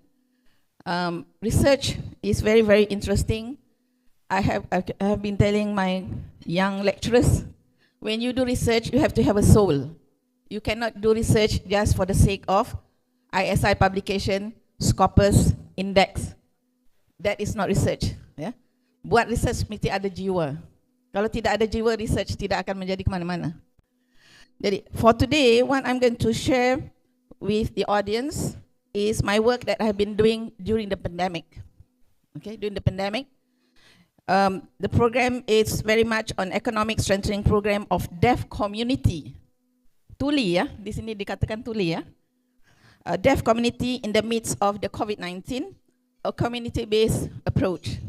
Okay, jadi before I begin, I just want to go through my team and the collaborators of this research. Then the project relevance. Why is it relevant for us to do this kind of project? Most of the time we do surveys. Now we actually go to the community. If you look at the University Malaya slogan, it says serving the nation, impacting the world. So for this research, what I'm doing is serving the people, impacting the community. Yeah. So in terms of the research itself, this program is an action-oriented and community-based research, generating knowledge through applied collaborative university community partnership. In this context is between University Malaya and Malaysian Federation for the Deaf, which is actually MFD in short. So these are my team. I have a team of ladies. Don't be surprised. Next. Can I have the next slide, please? Yeah. Yeah, my team is all ladies except there's one man. It's very difficult to get male partners to work with us. And I guess I have these ladies and I invited them to join this project, which they thought at the beginning is going to be a very difficult project because we need to deal with the deaf people, and they said, how are we going to communicate with the deaf people? And the collaborators is actually from the Malaysian Federation for the Deaf. Yeah? If we want to work with the community, we have to partner and collaborate with them. If not, then the project is not going to work. Okay? So I have with the collaborators is Executive Director Malaysia Federation for the Deaf, which is Mr. Muhammad Sazali Shari. He himself is actually deaf. And then I have two that work with me. They are the sign language interpreters. Okay. Then what about MFD? What is MFD basically? Malaysian Federation of the Deaf is national level organization with 15 affiliated members consisting of state level deaf people from all over the country. And MFD became the voice of the deaf people in Malaysia in an effort to improve the standard of living and socio-economic as well as fight for their needs and rights. So this is a very big organization. Yeah? So before I begin looking at the activity that I'm working on, I just want to share in terms of statistics of di sini dipanggil orang kurang upaya ya. Kalau OKU dipanggil apa? Oh, di sini dipanggil orang kelainan upaya, the disabled. Apa terminologinya? Oh, kebatasan. Kalau di Malaysia dipanggil orang kurang upaya. But kurang upaya. Tetapi people like us berupaya, we change become orang kelainan upaya. They are not happy. They said kita tidak ada beda. Bukan kelainan upaya. Kurang upaya. Kurang upaya disebab tidak diberi opportunity untuk berupaya. Itu maksudnya. Ya. Jadi kalau dilihat di sini, the number of PWDs in Malaysia reported to increase every year, and in 2020 we have about 500,000 of PWDs, person with disability, in 2020. So in terms of the hearing impaired, we have about almost 50,000. All right. Then in Malaysia, people with disability is a minority and marginalized. And in terms of definitely in terms of socioeconomic progress. So therefore, that is the reason why in this context I choose to work with them, because they are actually affected very much as affecting us, more so for people with disability. And I think sometimes we forgot about them and nobody actually taking care of them. So that is why I'm doing that. So in terms of community issues and challenges, like I said, why do I choose blind people? The deaf people, because deaf group is more discriminated against. This is from the research that I'm working on. When we did interview in terms of discrimination, we thought that the blind people is having difficulty, but the actual fact is the deaf people is actually facing the most discrimination, because when we look at them, sometimes we don't know they are deaf and they cannot communicate with us unless they use sign language. And all of us, many of us, a majority of us, we don't know how to use sign language.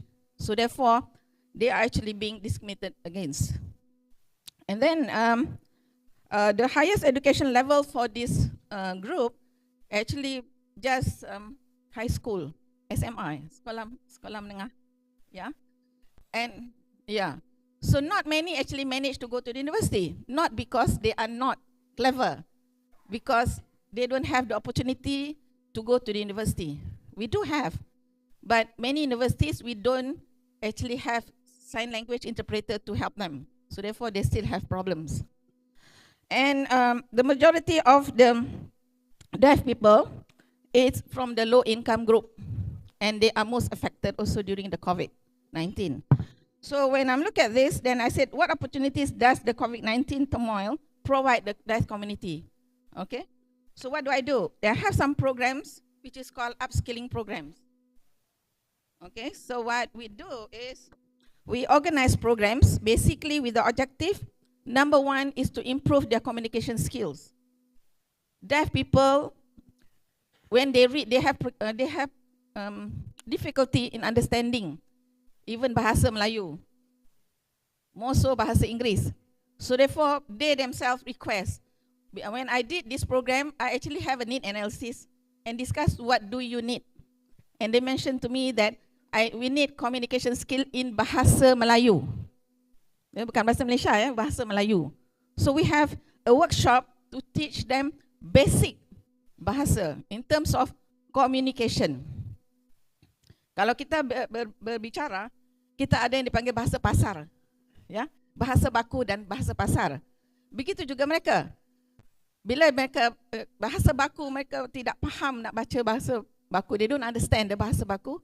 More so when they communicate, they use bahasa pasar but sign language. Yeah. Then, so what is the opportunity here? We actually expose them with online business. So when I look at the title of this conference is digitalization. So this is the beauty of digital world. Okay, connecting the people like the deaf people. So objective number 2 is increase job opportunities through online business.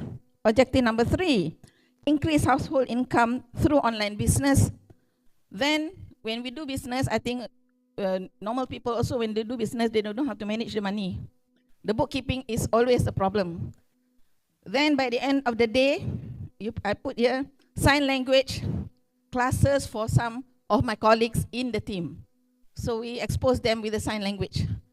So all in all, what we do is giving them some exposure on issue of online business, because that is the best way for them to adopt, yeah, during the pandemic and now even continue the online business. Next. So what do we start? How do I start?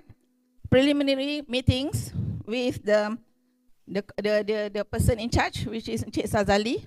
So every time I have a meeting, in a cafe and everybody is looking at me because why on earth am I talking to these deaf people? It's always something that people will stare at you. People will stare at me by actually staring at them.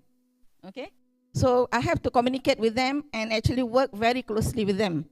Now, the advantage that I have when they are actually my partners, I don't have to look for sign interpreter. Because when we have programs, the sign interpreter will come. If not, I have to pay like 1 hour about 100 ringgit. If the program is 3 hours, then I have to pay 300 ringgit. So because that is why I mentioned to you that it is important for you to have strategic partners with the community that you work with. Okay. Now, how does this program work? So we start with the workflow. So in this case, we organize. We actually have them to register online. All right. Then we conduct the workshop. Then in terms of the workshop, it's online. The only medium that we can use is actually Zoom. For deaf people, you can only use Zoom. You cannot use Google Meet. You cannot use Team. Zoom because when we communicate with them, the interpreter will be pinned. So the deaf people can actually see how the whatever that has been delivered. So you cannot use any other. I mean, at that point of time. So what kind of programs, what kind of skills do we give them? Number one,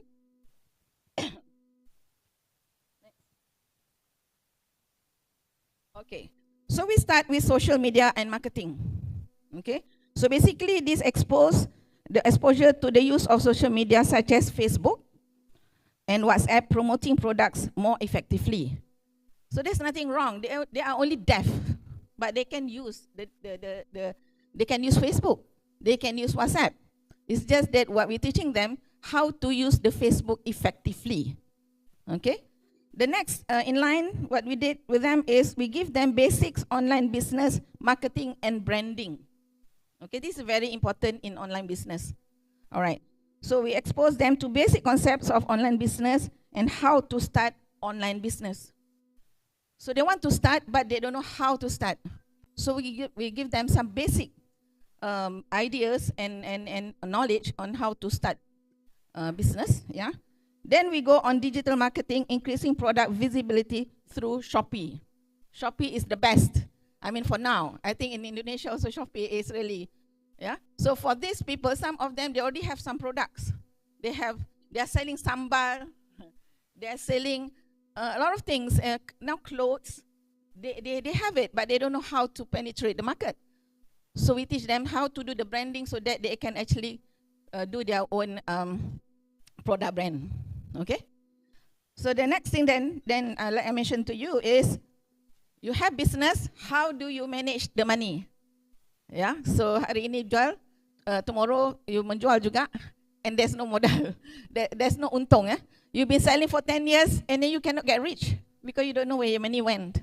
Okay, so we give them some basic exposure to in terms of basic financial management and also personal management of money. Yeah, you have to open an account. You cannot use personal account to keep your business money. Then everything will be gone and you don't know whether it's really, a business, or then you can never actually know how much money you're making. So this is not only true for deaf people, but for this particular situation, we give them this exposure because we need to actually, the language that we use has to be very, very, not to say low level, but it can be understood by them. All right. So in terms of the last one that we give them is, like I mentioned to you, is language and communication skill. This workshop to enhance their skill communication with people like us. We cannot say we are normal people. We are not normal. We always say that we are normal. They are abnormal. They are abnormal. Actually, they don't like it. They said we are also normal. All right. So that kind of communication. Now, the next one that I want to show you is, what is the project outcome out of this? Okay. So during the process of recruitment, what I did, basically my background is I'm a statistician. I teach statistics and math and data analysis.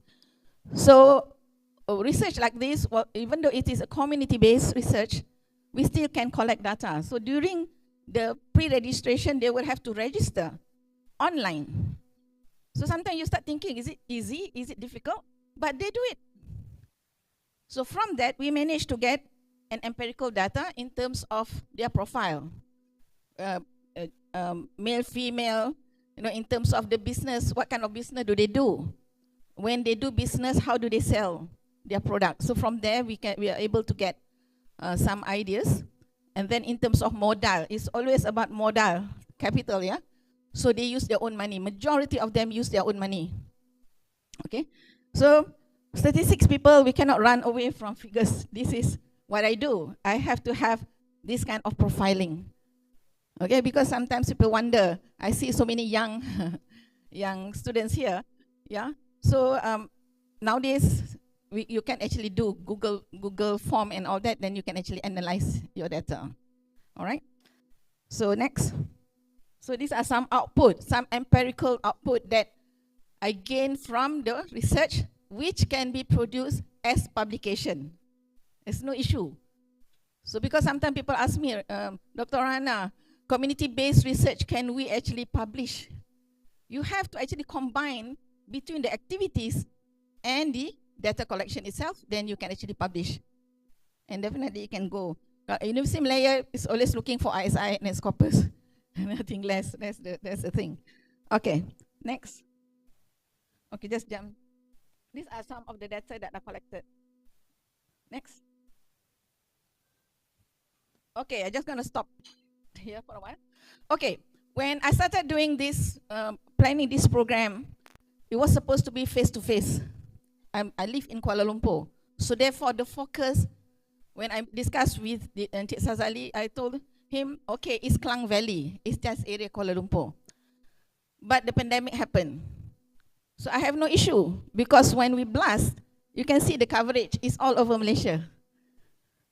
The planning was Kuala Lumpur. Now because of digitalization, so I managed to get participants from all over Malaysia, including Sabah and Sarawak. So the coverage is much, much bigger. Okay, so that is the beauty of this program. So in terms of the project community output, yeah, what is it basically? So by the end of the day, what we want is the economic strengthening program is intended to benefit the deaf community and to improve their livelihood as well as well-being in facing economic and social challenges during the COVID-19 pandemic crisis. So that is the whole idea, so that they can get some income. Because some of them, before COVID, they're already selling. But then they stop because they don't know what to do. So with this, at least they can continue. Yeah. So in terms of the output, because we always have academic output, we cannot run away from academic output. So these are some of the things that were produced: is module, journal article, policy brief. So these are, and now in the midst of preparing a handbook on guideline on online business using sign language. So that is one of the product of the projects. Yeah. Okay. Next. So in terms of the impact, yeah, I'm just running through the impact in line with the objective. Is basically improve communication skills, increase knowledge of online business, increase monthly income, because that is the impact. So just now, I think Prof. Ali mentioned about the research now is talking about impact rather than just output. There's a difference, yeah? Output is the articles. The impact is what do we do? What is the gain to the community? So that is what it is. All right, so we have the economic impact in terms of empowering deaf community through entrepreneurship. Yeah, next.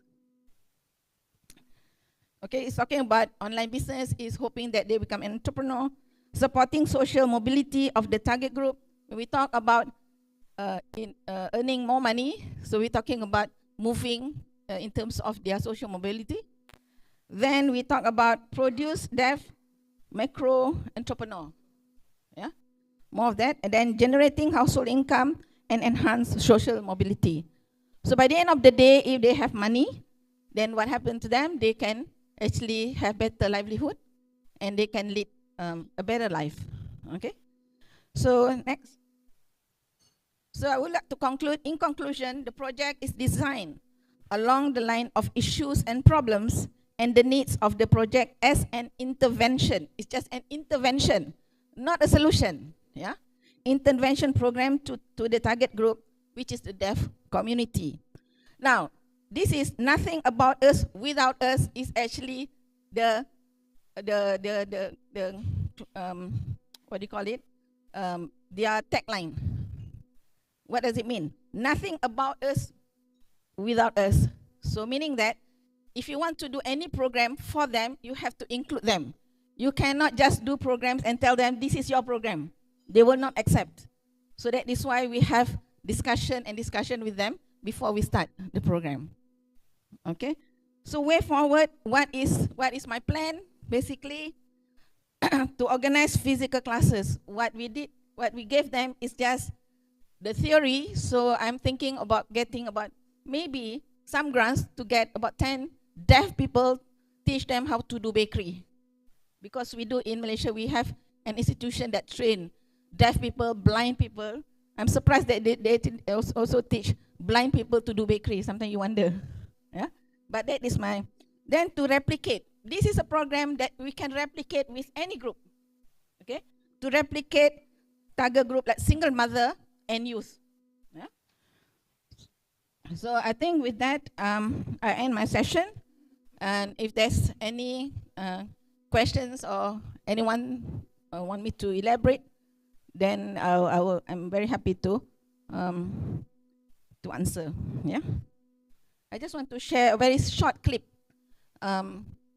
speech by Mr. Sazali, just thanking us for organizing such program for them. Boleh tak? Buka sekejap. Possible?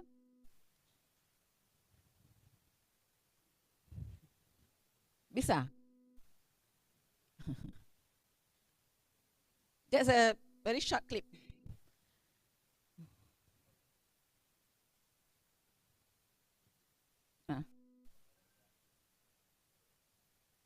Volume. Belum. This is Encik Sazali, he's the president. Program ini merupakan projek pertama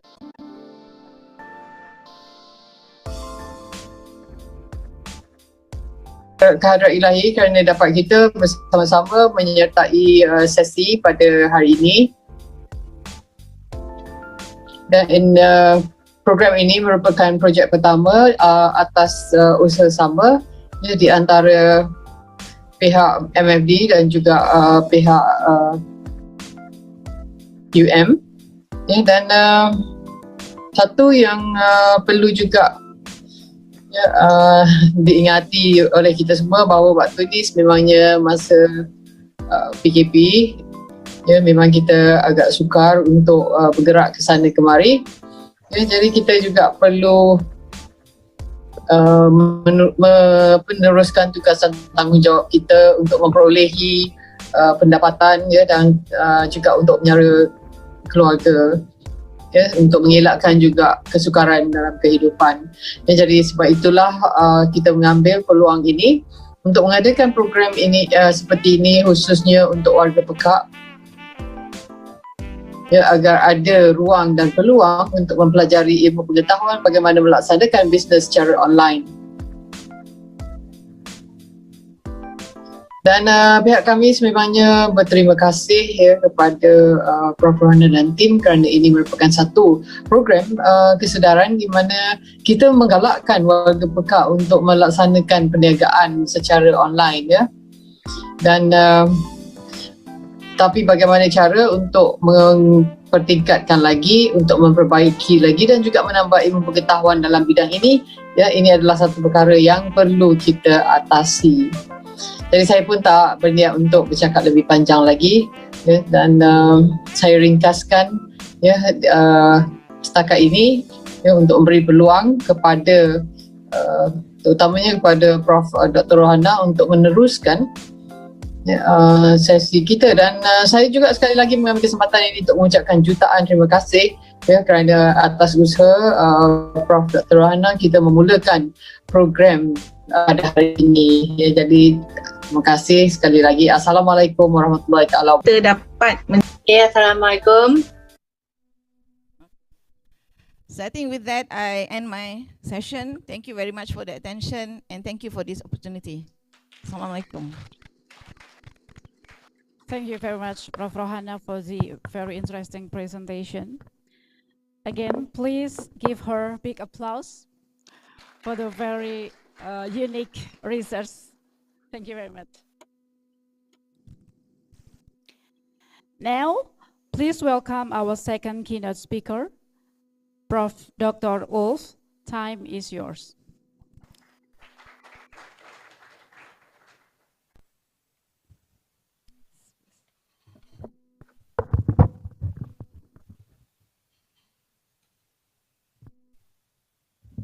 So, good morning, everyone. It's my pleasure. I came all the way from Hong Kong to talk about carbon markets and opportunities for Indonesia today. I hope you can see it. I'm not quite sure.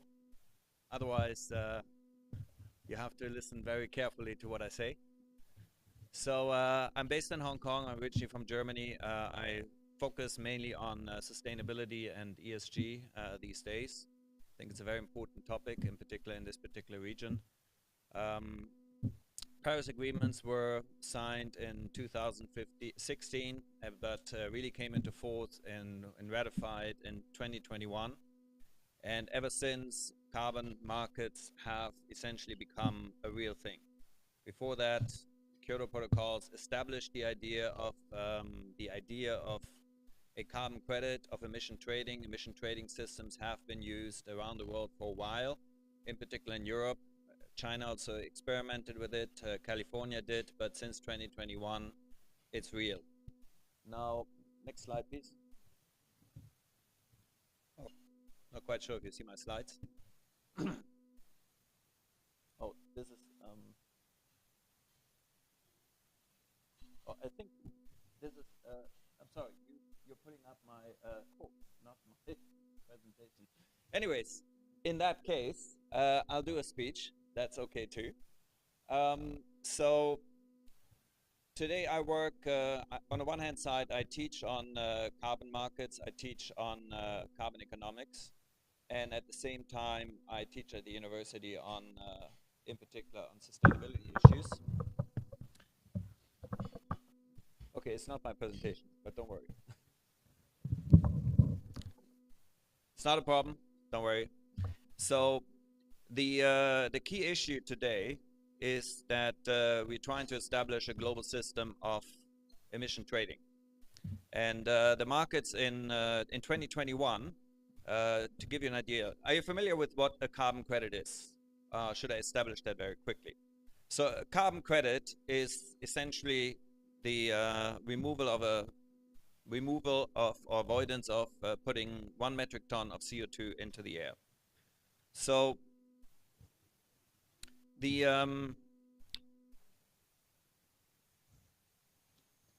let's put it this way.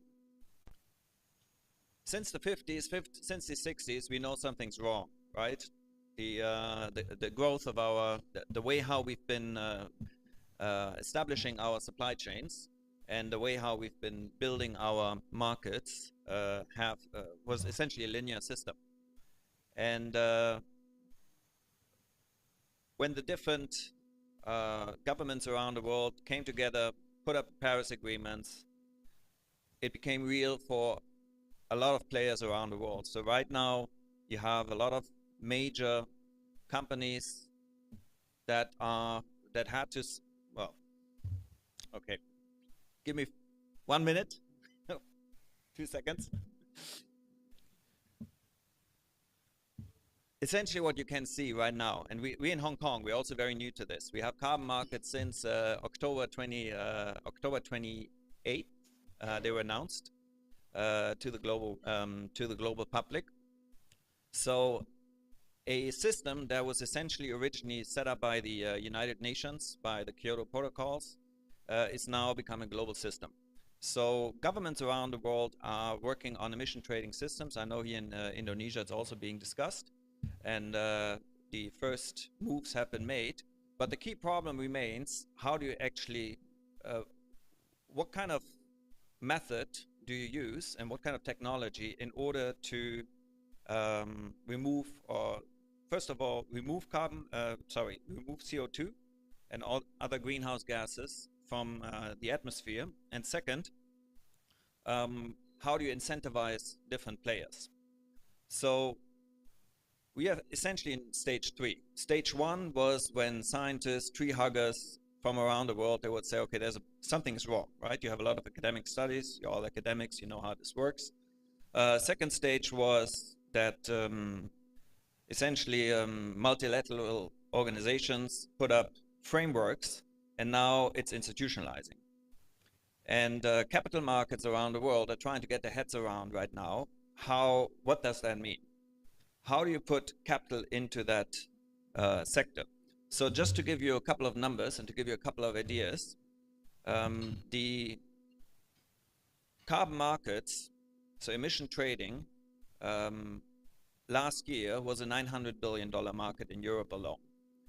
900 billion. The prediction is that now that it's globalizing, until 2030, this will become a $5 to $6 trillion market. Some people who are very, very ambitious about this say even it's going to be a $10 trillion market. Essentially what's happening is it's the latest new commodity, which is going to be bigger than oil and gas, right? So it's going to be the #1 most traded commodity around the world. Now the problem arises, what is that commodity in the first place? What's a carbon credit? And how do you, first of all, how do you create it? How do you then, what's the market like? So essentially what you can see right now is a bit like 5-6 years ago when crypto became a thing, and it was pretty Wild West. So everyone is struggling a bit with what's a carbon credit? Who are the market players? How can I make money from this? But to give you an idea, in 2021, in January, before the Paris agreements were ratified, you could get a carbon credit for $3. At the end of a year, it was worth $90. That's a 30x. So it was the best performing asset class in 2021.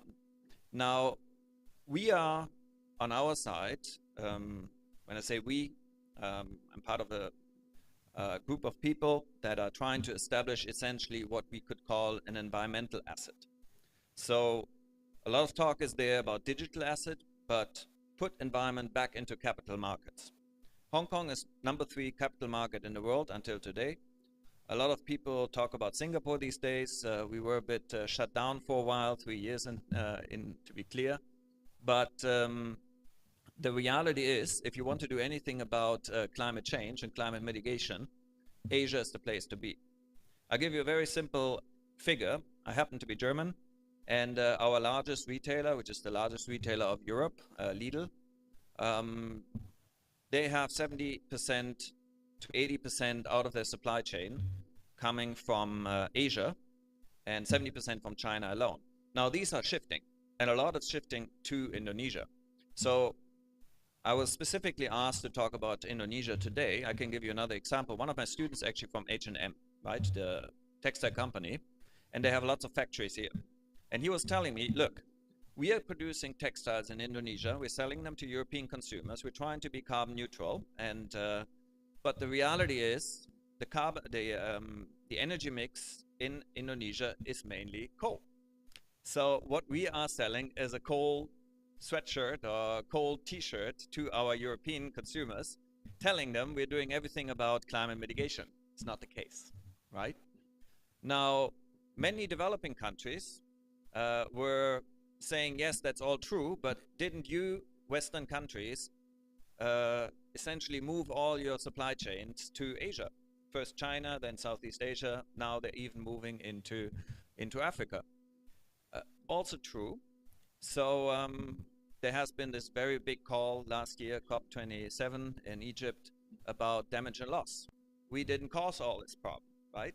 Now, coming back to carbon markets are a niche in this much larger discussion on decarbonization. How should it be done? How should it be executed? And who should pay for this?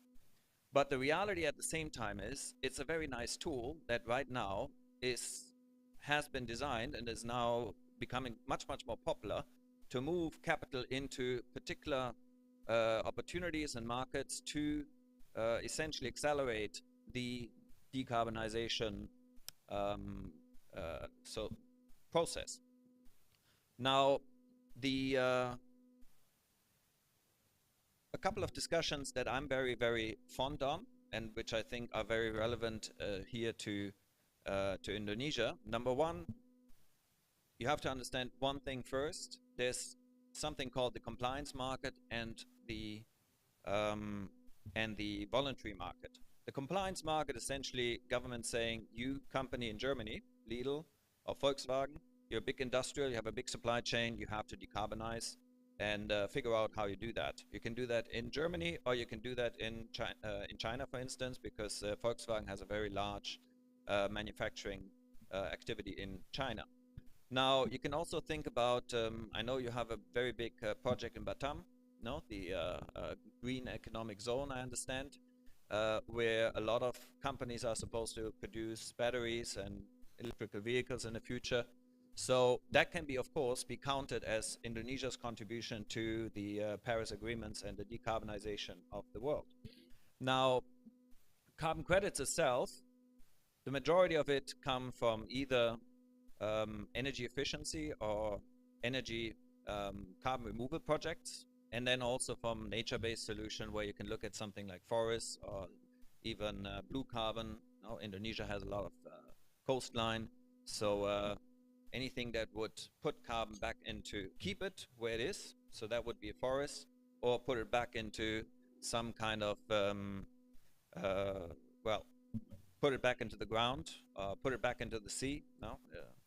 And so the reality, though, is that until today, this is a very niche and very complicated environment. Now, but to give you an idea what's happening, the voluntary market right now, last year was about 2 billion in total size, but it's estimated to go up to 100 billion by 2030.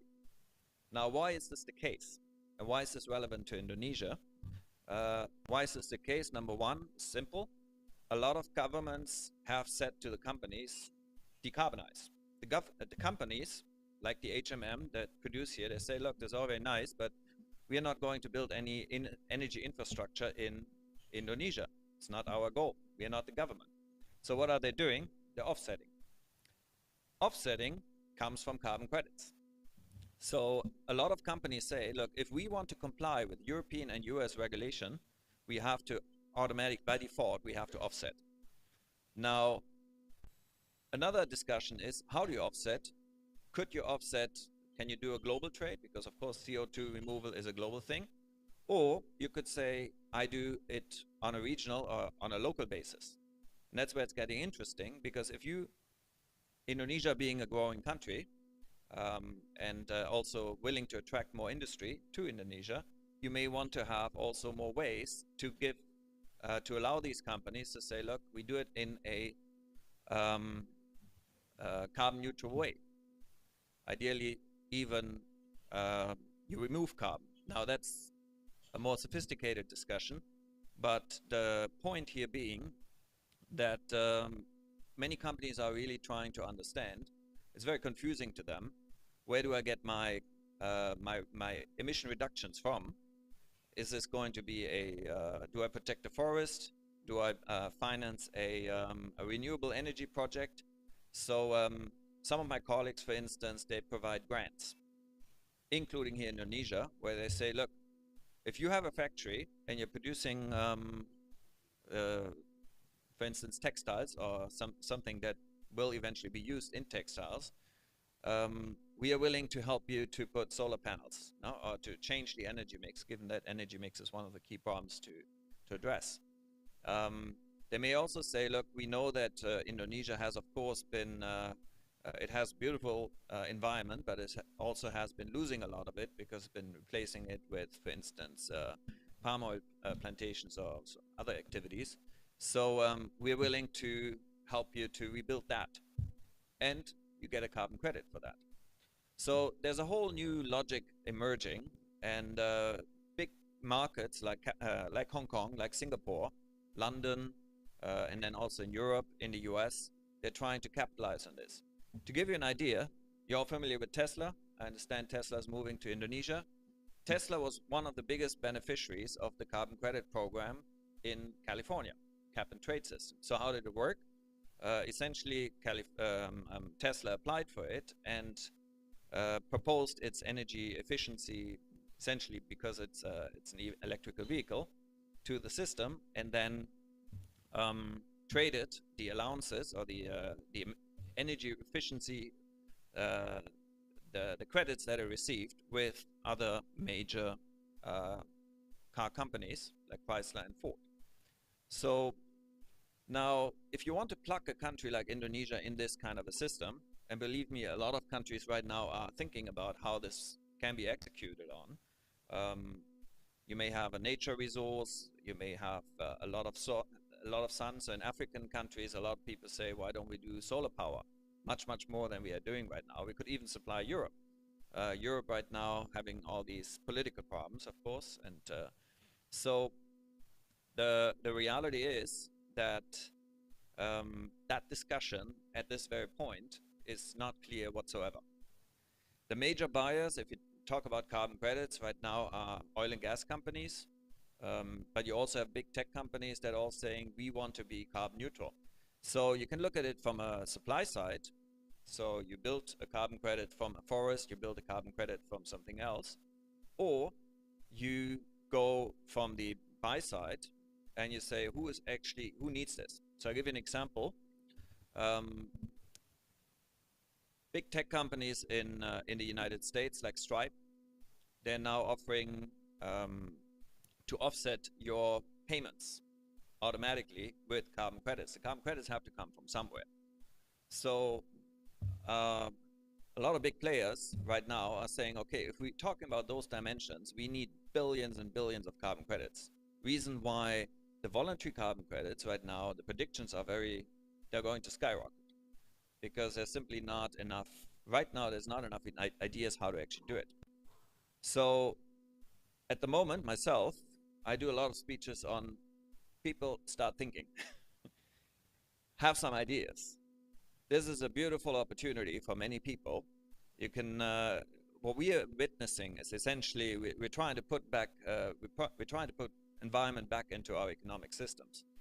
So the famous externalities now in economics, we're trying to figure out how do we price it, and how do we build a market mechanism, ideally a digital one, where you can trade between different markets.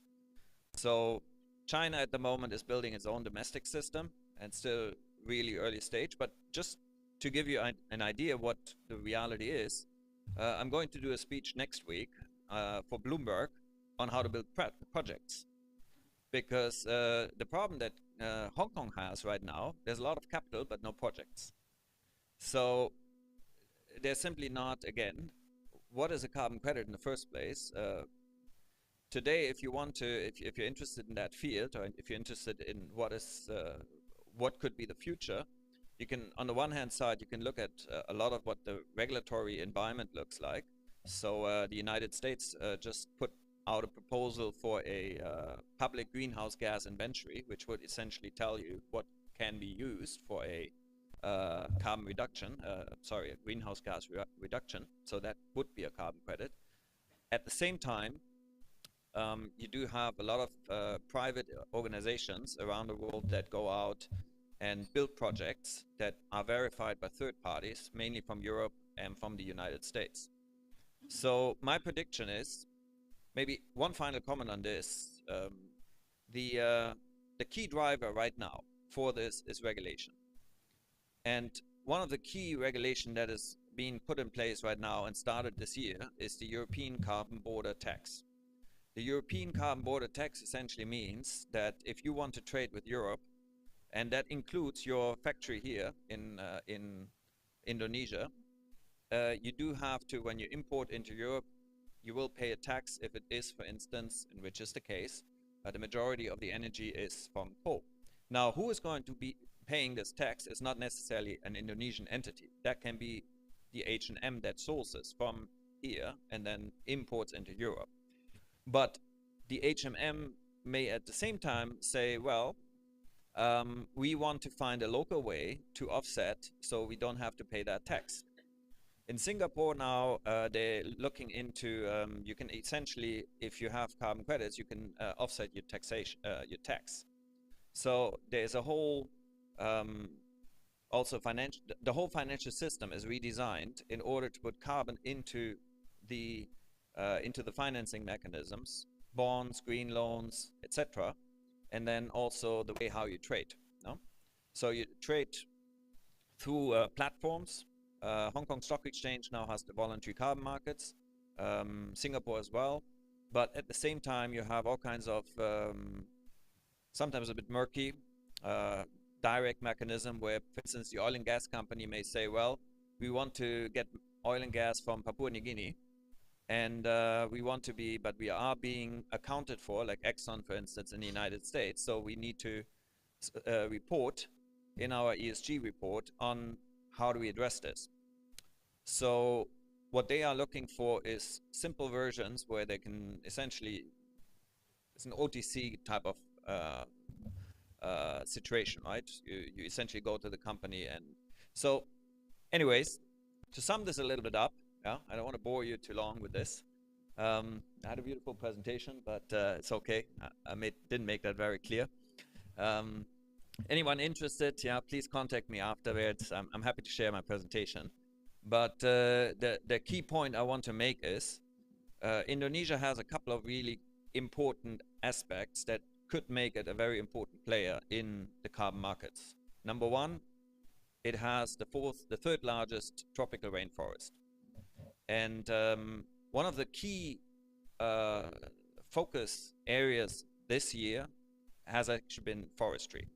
So how to protect, in particular, the Amazon rainforest. Bolsonaro government burned it essentially down, a lot of it. Then second, well, the second is Congo, and then you have Indonesia. So that is number one. Number two is, most people actually argue forestry is not, it's a low-hanging fruit, but the key area that we have to address is how do we use our oceans to capture carbon and put it into the ocean sinks, right? So essentially into soils. That's where most carbon is actually being stored right now. And then third, technical solutions. A lot of oil and gas companies right now are experimenting with CCUS, no, carbon capture and underground storage. So basically put it back in. You have also some solutions where you have factories in Iceland. If you ever visit Iceland, yeah, maybe you have a look. It's quite interesting. So how do you scale the removal from carbon in an industrial solution? Because even if we would plant forests all over the United States, that would not be enough to even offset what is happening in China alone. And of course, there's some very big countries, including Indonesia, including India, African countries that are coming, they're developing, so there will be much more emissions. So we need other solutions. So to sum up, because we have committed, we're now in the process of institutionalizing and also conceptualizing. A lot of the methodologies that have been developed over time, they were not developed for the scale of that program. And we're not yet there to understand really how do we do that. So one final comment on this. One of my colleagues says, look, all the money that we need, we should essentially put it into machines that blows CO2 into space. And he's actually serious about this. It's not my solution, but Elon Musk would probably agree. Space is the solution.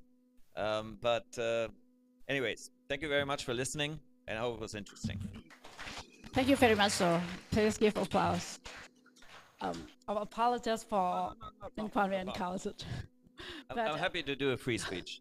That's okay But too. we've already got the insight very clearly about the Hong Kong supply chains and then who is the player and the market, correct? Please. Okay, is there any? Thank you very much, sir. Okay. Now, please welcome our third keynote speaker, Associated Professor Dr. K. Kindly please, the committee help to play the videos. Bismillahirrahmanirrahim. Alhamdulillahirabbil alamin. Assalatu wassalamu ala asyrafil anbiya wal mursalin wa ala alihi wa sahbihi ajma'in. Rabbi shrah li sadri wa yassir li amri wahlul 'uqdatam min lisani yafqahu qawli. Assalamualaikum warahmatullahi wabarakatuh and good day everyone. Thank you, Chairperson. Apa khabar Jakarta? Hope all of you doing great and always being blessed by Allah Subhanahu wa Ta'ala. Inshallah, today I would like to present a little information about building information modeling and its challenges for the Malaysian construction business.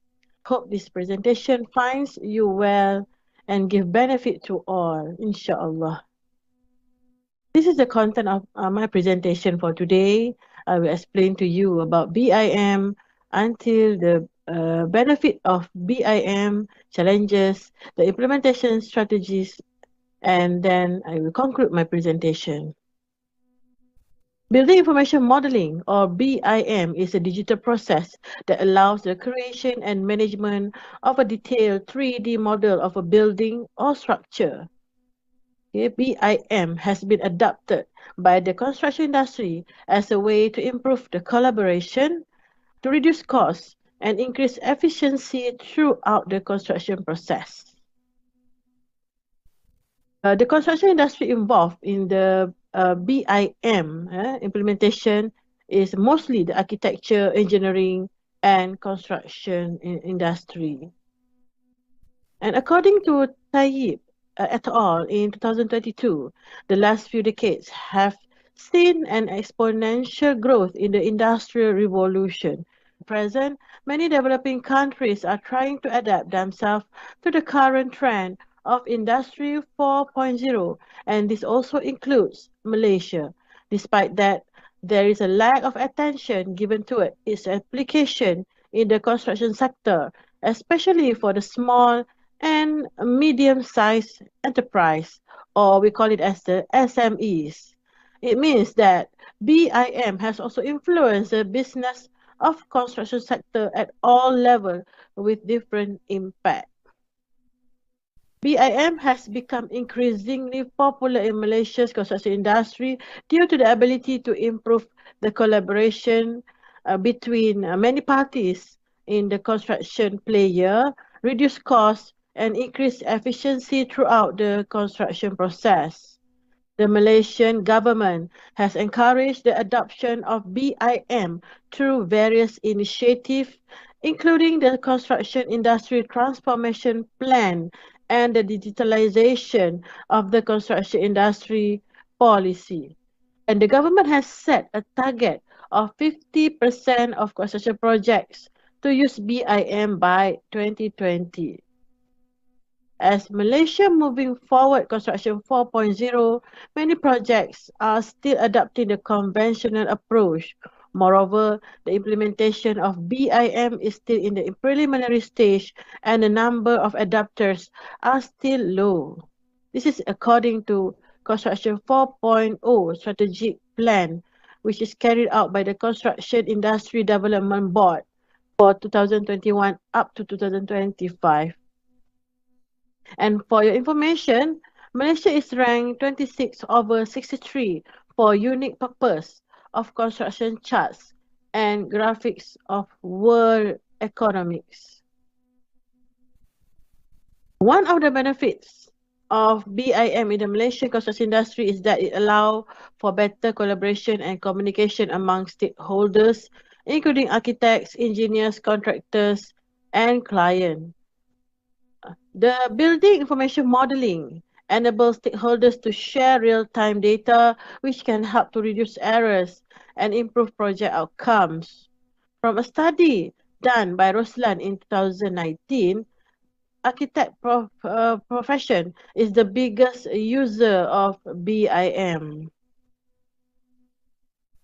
There are 5 elements of BIM, which are the information, people, policies, processes, technologies, which drive the implementation of BIM in Malaysia.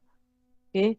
Therefore, the objective of this study to describe the benefit of building information modeling BIM and its challenges to the Malaysian construction business. One of the key benefits of BIM in Malaysia is its ability to improve collaboration and communication among stakeholders, as I mentioned before. Okay, as you know, the construction industry involve many parties in the supply chain. However, BIM allows for the sharing of real-time data, which can help to reduce errors and improve project outcome. Furthermore, BIM can also help to reduce costs and improve efficiency throughout the construction process, which can ensure the quality of the project. BIM also help to improve efficiency throughout the construction process, besides allow the simulation and testing of various design options before the construction begins, which can help to identify potential problems and reduce the need for expensive rework. Hence, the adoption of BIM in Malaysia has also presented some challenges. From my review, challenges of BIM can be categorized in 4, which are the technical challenges, skill and training challenges, legal procedural challenges, and economy challenges. Despite these challenges, the adoption of BIM in Malaysia is expected to continue to grow. This would overcome the challenges associated with its implementation. From the technical aspect of the challenges of BIM software must be able to communicate effectively with other software used in the construction industry, such as CAD software, CAD software, project management software, and scheduling software. So interoperability issues can cause delays and also increase the cost. Another one, the main challenges is the need for skilled professionals who are trained in the use of BIM software. So the user must be familiar with the BIM and currently there is a shortage of BIM professionals in Malaysia, which can make it difficult for construction companies to adopt BIM. Another challenge is the need for standardization of BIM software and licensing issues. The use of BIM with different software by different stakeholders in the construction industry can create compatibility issues, complicated to use, and hinder effective collaboration. Despite the benefits, the adoption of BIM in Malaysia construction industry, one of the challenges is the need for the skilled professional who are trained in the use of BIM software, and some stakeholders in the construction industry may be resistant to change and may be hesitant to adopt BIM, okay, due to the complexity of the software, yeah, and this can create challenges in terms of collaboration and communication. So, learning how to use BIM software can be challenging, particularly for those who are used to traditional construction methods. It may take time to get used to the new process and technologies associated with BIM. From the legal procedure challenges of BIM, the use of BIM can raise legal and contractual issues, particularly around intellectual property and liability. Therefore, there is a need for standardization in BIM contracts and legal framework to ensure its effective use.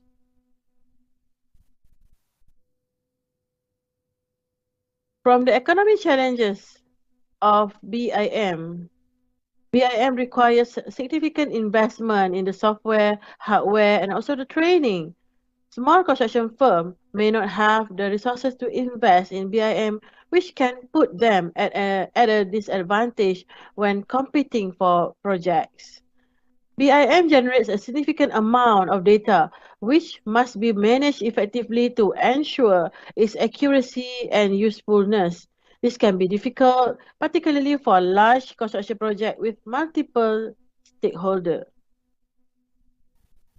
However, there are few strategies that need to be taken up by the government or agency or authority to ensure the implementation of the BIM is in a good pace. There must be BIM implementation guideline, the establishment of standard code of practice, and also full BIM implementation for government and private projects, the enhancement of BIM promotion and awareness. Also, the government or the authority must provide sufficient support to all subject matter experts and adequate BIM training and seminar for the users. In conclusion, the adoption of BIM in Malaysia's construction industry is expected to continue to grow. However, to fully realize the benefits of BIM, there is a need for more skilled professional and greater standardization and interoperability of BIM software. The industry player must adapt to the new technology and change their mindset so that the BIM can be fully implemented in Malaysia. I really hope that you enjoy my simple sharing and give benefit to all who are listening to my presentation. Hope to see you again in future conference and bring further our synergy into other aspect and field as well. Feel free to contact me or scan the QR code to see my research profile. Therefore, I end my presentation with Wabillahi taufiq wa hidayah. Assalamualaikum warahmatullahi wabarakatuh. Thank you very much. Thank you, Prof. K.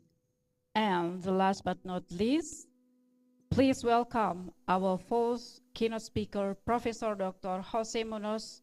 Time is yours.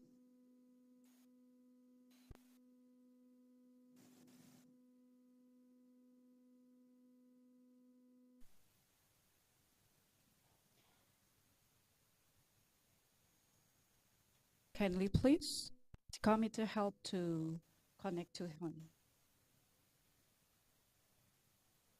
Yes, can you see my slide presentation? Yes, very no? clear. Oh, so the slides are showing? Yeah.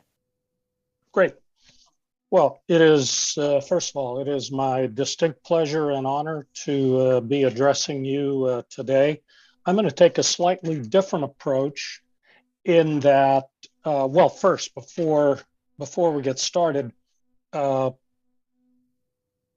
want to say thanks, as everybody else has said, but in the interest of time, I am honoring and thanking and giving appreciation to everybody on the list, plus participants, delegates, speakers, panelists, dignitaries, and anybody else that I might have forgotten. But in the interest of time, I hope you will accept my apologies for not having named you individually. Like I said, I'm going to take a slightly different view in my presentation today. We had three excellent prior keynote speakers that talked about their specific research interests. I want to elevate a little bit and take the macro view because it seems to me that we are more at a crossroads of where are we going in 2023 and beyond. So as we look at that, I want to be able to talk about factors that could impact our our global economic picture, as well as the impacts it could have on us as academics or in academia. So the outline of my presentation is going to be a brief introduction. We're going to set the stage by looking at some forecasts, economic forecasts, both global, regional, and local. Then we're going to look at what I see are three problems. Two of them are near term, and that's inflation and conflicts and global unrest. And the third is an intermediate term problem, and that's the entire question, was alluded to, or excuse me, referred to by Professor Dr. Richter.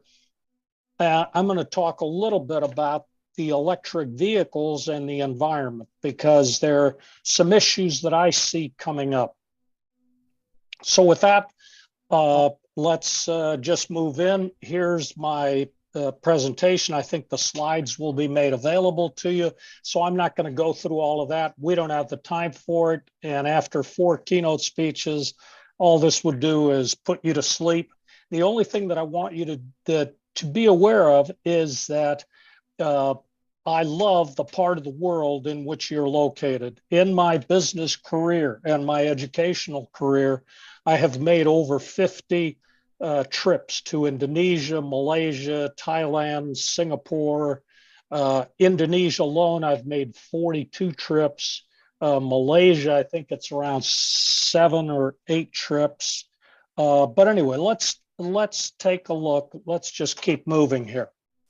We've all seen economic forecasts for 2023. There are people much smarter than I am that prepared these projections, and they're done at the global level. They're done for all the major countries. And I have added Indonesia, Malaysia, and Pakistan, since this is the region of particular interest.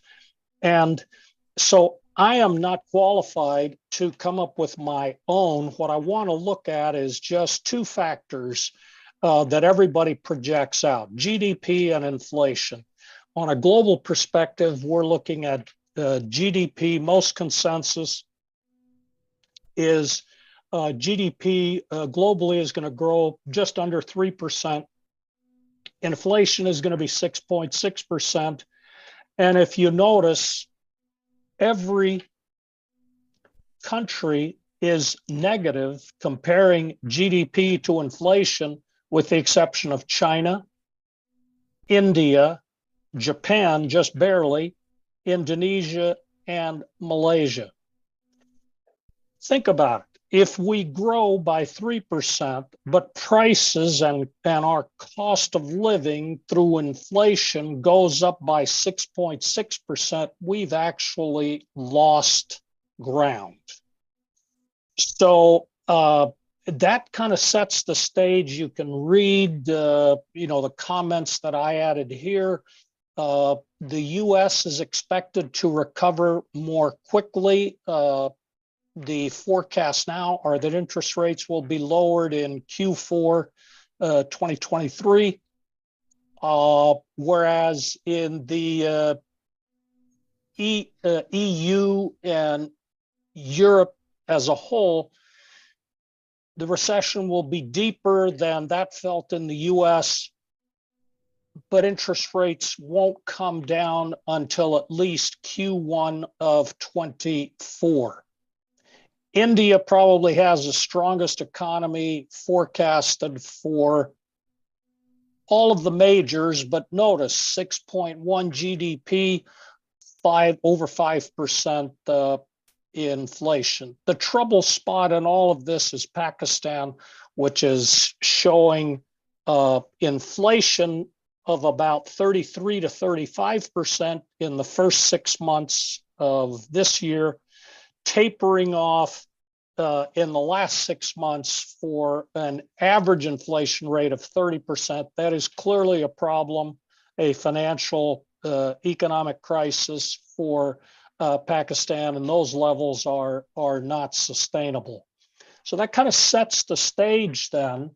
And now let's start looking at the problems as identified. The first was inflation. I call inflation the silent killer.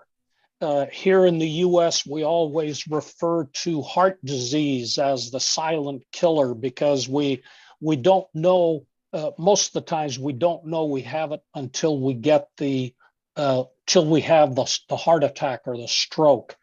Well, I call inflation the silent killer for economies because it erodes all the gains that we make in GDP. If we look at the IMF, these are IMF global inflation rates, 2018 all the way through 2020, the COVID years, we're at 1.9. All of a sudden, inflation, as we're starting to move out of the COVID years, inflation has gone crazy for, again, these are the global numbers. So some countries are even much higher than this. 4.7, 8.8 last year, only coming down to 6.6 this year, and still in 2024 full year IMF inflation forecast is 4.3%, which says it's twice what it was 5 years ago. These are problems. So what does this have to do with us as academics in the academic world? Well, first, inflation is going to eat away at enrollments.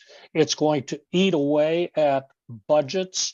It's going to put the academic world under much greater economic pressure than it has ever been before. And then I don't have to tell you, but we all know that universities are probably not the best run organizations from a business standpoint. And there are plenty of good reasons for it, but that is just a fact. And so now you take inefficiently run organizations like universities, you pile on top of this now 4 years of extremely high global inflation, and you see that the type of pressure that this is going to put us under.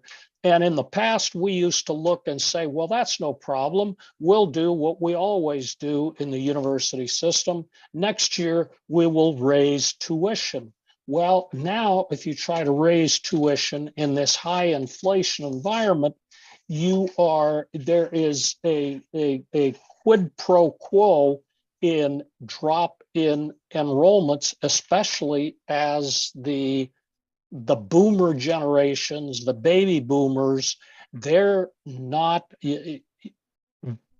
those younger generations are, the ones coming behind us are not as populous as the boomer generation. So we can't make it up just on sheer population growth. So that was the first one, inflation. That's going to definitely have an impact. The second, what I call the ticking clock, and that's conflicts and global unrest. Anywhere you look in the world today, you cannot find an area of peace or tranquility. We start globally being dominated by the US-China tensions, the refugee humanitarian crises everywhere where people are being displaced, not by the tens, not by the hundreds, but by the thousands and even the millions. In Europe, we have the Russia-Ukraine war. Today, it's kind of sitting at a stalemate, but that has the real ability to, in an instant, become a global conflict. You look at the Middle East, Asia, Africa, the Americas. Like I said, everywhere you look, we have these kinds of civil unrest or conflicts or issues, and all of these are going to have an impact, again, on what we do as universities. Our goal is always to educate more people. Well, you take inflation, you take you take the inability of people to travel to get to university because of conflict somewhere, and now we have two negative impacts on enrollments, and in the past, enrollments are what have saved universities. There's an organization called the Bulletin of the Atomic Scientists, and what they do is they track they call it the ticking clock to midnight. Midnight being when the world just explodes or implodes into the next global conflict. In the year 2000, it was at 9 minutes to midnight. Based on the events primarily in Europe with Russia and Ukraine, the clock is now at 90 seconds to midnight. So a minute and a half to midnight, the worst it's ever been since they started maintaining this clock in the mid 1940s. Okay, my final issue, and I'm trying to be respectful here of our time. In the final issue here is everybody loves electric vehicles. You can't go anywhere. Elon Musk, the e-vehicle industry, the EV industry, everywhere. I have a question that I don't believe is being talked about enough. I am concerned that this could be our next ecological nightmare. And let's just take a look at one of the key components in the batteries for the e-car, and that's cobalt. The other's lithium, but primarily cobalt. We look at cobalt mining and the global production in metric tons in 2021. The DRC, Democratic Republic of the Congo, was 120,000 metric tons. Countries number 2 through number 8 combined are 25,000. What it says is if you want to make an EV and you want the battery for that EV, 80% chance you're going to be buying cobalt from the DRC, which has one of the worst mining records. And it is documented. These aren't my statistics. You can look them up. Alleged slavery, child labor, unsafe mining practices, stripping down of the environment and the rainforests that were referred to earlier. The cobalt refining, so that's the mining part of it. Where does it go? Well, 72% of all the world's cobalt is refined in China.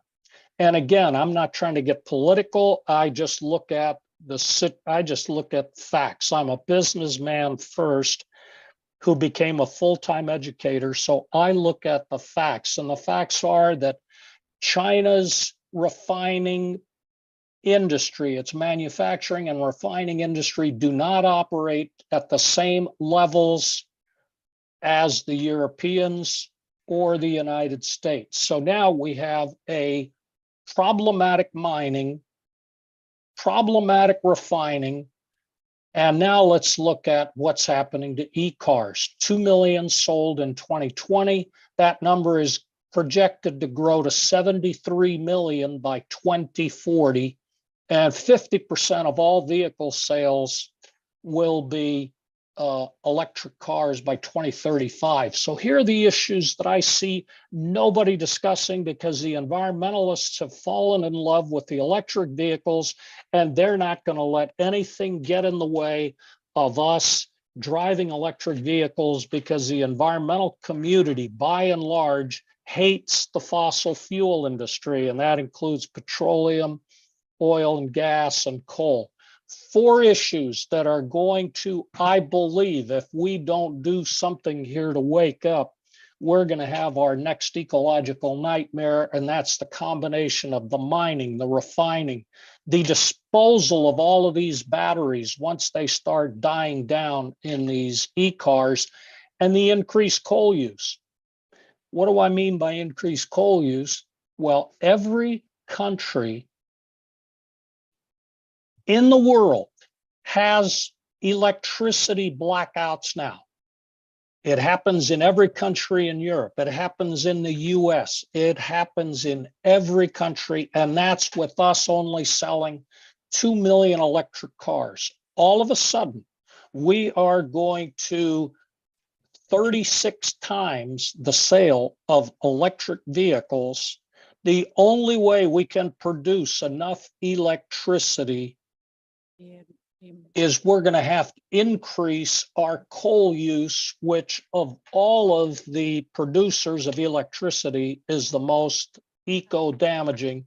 You add that to the mining, you add that to the refining, you add that to the battery disposal issues, and I contend that the environmentalists, when they Excuse me, look sir. at the, yeah, Time's up. Yes, actually. 1 minute left. okay, I'm just about done. All I say is when you combine all of those together, what you have is the carbon footprint of an electric vehicle has the real possibility from start to finish being more damaging than fossil fuel vehicles. And so with that, I will say, I hope I've given you some food for thought. Terima kasih. Thank you very much and enjoy the rest Thank of your you very conference. much. Please, again, big applause for Prophet Jose. So now, ladies and gentlemen, the next agenda is the session we were waiting for, the panel sessions. We welcome to our moderator who will guide the sessions, Associated Professor Dr. Amsal Shahban. The time is yours.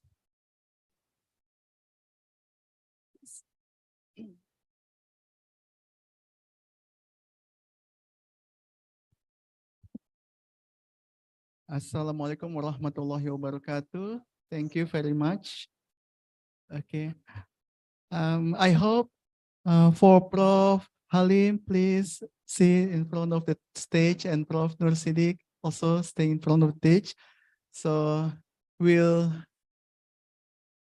giving the warm welcome to them, and also to Dr. Masita Novianti, please just sit up on the stage. And 1, 2, 3.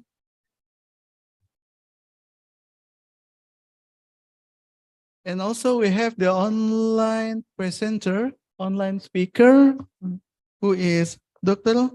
Samsul Anas bin Kasim. Is he around? Dr. Samsul Anas bin Kasim for online presenter. Can you hear us, please? All right. Okay, Bismillahirrahmanirrahim.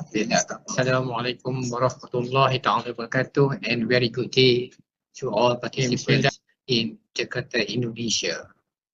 Waalaikumsalam warahmatullahi wabarakatuh. Welcome to Today, Dr. I just want as a guest speaker, thank you for the committee to invite me as guest speaker in this very extreme conference on economic business and social sciences Indonesia chapter.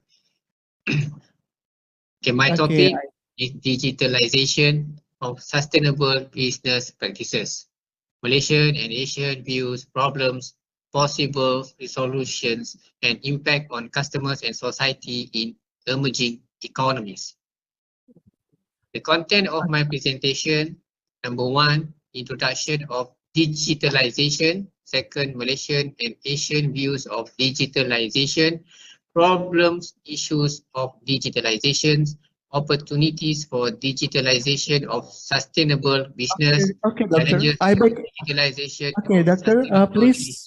business, Hello. potential resolution Dr. or Samsul, remedies for can you hear? digitalization of sustainable, impact on customer and society towards digitalization of sustainable. Introduction of digitalization. First, regarding about digital technology. Okay, first we just hear his Digital presentation. technologies is transform industry and change the way business interact. Rise of sustainable business practices provide opportunities and challenges for business and society. Why I put the digital marketing in my slide? Because digital marketing is a way of doing of doing business is a new millennium. So it starts from the marketing. Number one, based on the research, 59.5% of the global population are online. 29.3 million internet users in Malaysia, and the demanding for digital is blooming day to day. Importance of sustainable development or SD. Number one, to promote economic growth, environmental responsibility, and also social inclusion. The shared equitably among workers and communities through, number one, social protection programs, upskilling and reskilling initiatives, and also stakeholder engagement. Second content of my topic is Malaysian and Asian views of digitalization. Number one, it consider regarding about Sustainable Development Goals or SDGs, and also emphasis on sustainability. Regarding about Sustainable Development Goal or SDGs, comprise of SDG and international frameworks guide sustainability efforts. Challenges in implementing sustainable business practices consist of number one, limited resources, weak governance structures, and also low awareness. Digitalization address the challenges and accelerate progress. So to emphasize on sustainability of digitalization, number one, driven by growing awareness of environmental and social issues, and also the second, customer demand for sustainable product and services. As you know, digital marketing channels consist of website, paid or organic search, by email, by mobile, social media, and also display advertisement. Adoption of digital technology consists of number one, to improve their sustainability practices. Second, to promote sustainable products and services. Third, adopt sustainable business practices such as reducing waste, using renewable energy, improving worker conditions, and sustainable business practices in Malaysia and Asia is still uneven. So in the context of digital marketing framework, to sustain, there are 5 processes to occur. Number one, analyze and define, determine digital marketing channel or strategy or tactics, campaign setup and implementation, gather data, and also optimization. What is the problem or issue of digitalization? Number one, the issues of digitalization. Number one, lack of resources and access is mean that, for example, lack the financial resources and technical expertise to implement sustainable practices. Second, lack of knowledge and resources limit their ability about sustainable product and services. And last, lack of regular. Okay, just please give applause to Dr. Samsul Anas bin Kasim because we have the short period of time. So I think we move on to the next agenda, like group panel discussion. So now we have here Prof.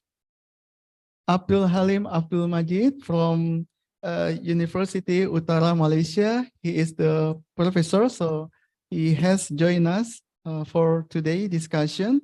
So he is a professor in the College of Business, University Utara Malaysia from 2006, and he was seconded and be the Deputy Dean for the Academic Affairs at International College University of Science and Technology. And his area of research interest includes human resource management, pay and remuneration, change and communication, human competitiveness, and human resource standards, and many things, yeah, including the NGOs. Also, he has supervised up till now supervised more than 15 PhD candidates and more than 20 master dissertation. He also has participated as a leader member to few researchers and has published few books, monograph, journal articles, as well as more than 30 articles, conference papers. So give applause to him. Okay. Okay, so next, so we have here Dr. Masita Novianti. So on behalf of the on behalf of UNUSIDA, right? University of Nahdlatul Ulama Sidoarjo. So she is the researchers also, and she has a experience in teaching and convinced for neither be convinced nor forced to believe, but one can try to explain or teach learning and thinking. So she has many experience in the teaching in the UNU Sidoarjo. So give applause to Dr. Masita. Okay. And also the last speaker we have here, Prof. Dr. Muhammad Nur Siddiq, MPM. So he is the professor in IBIK, Institut Bisnis Informatika Kosgoro 1957.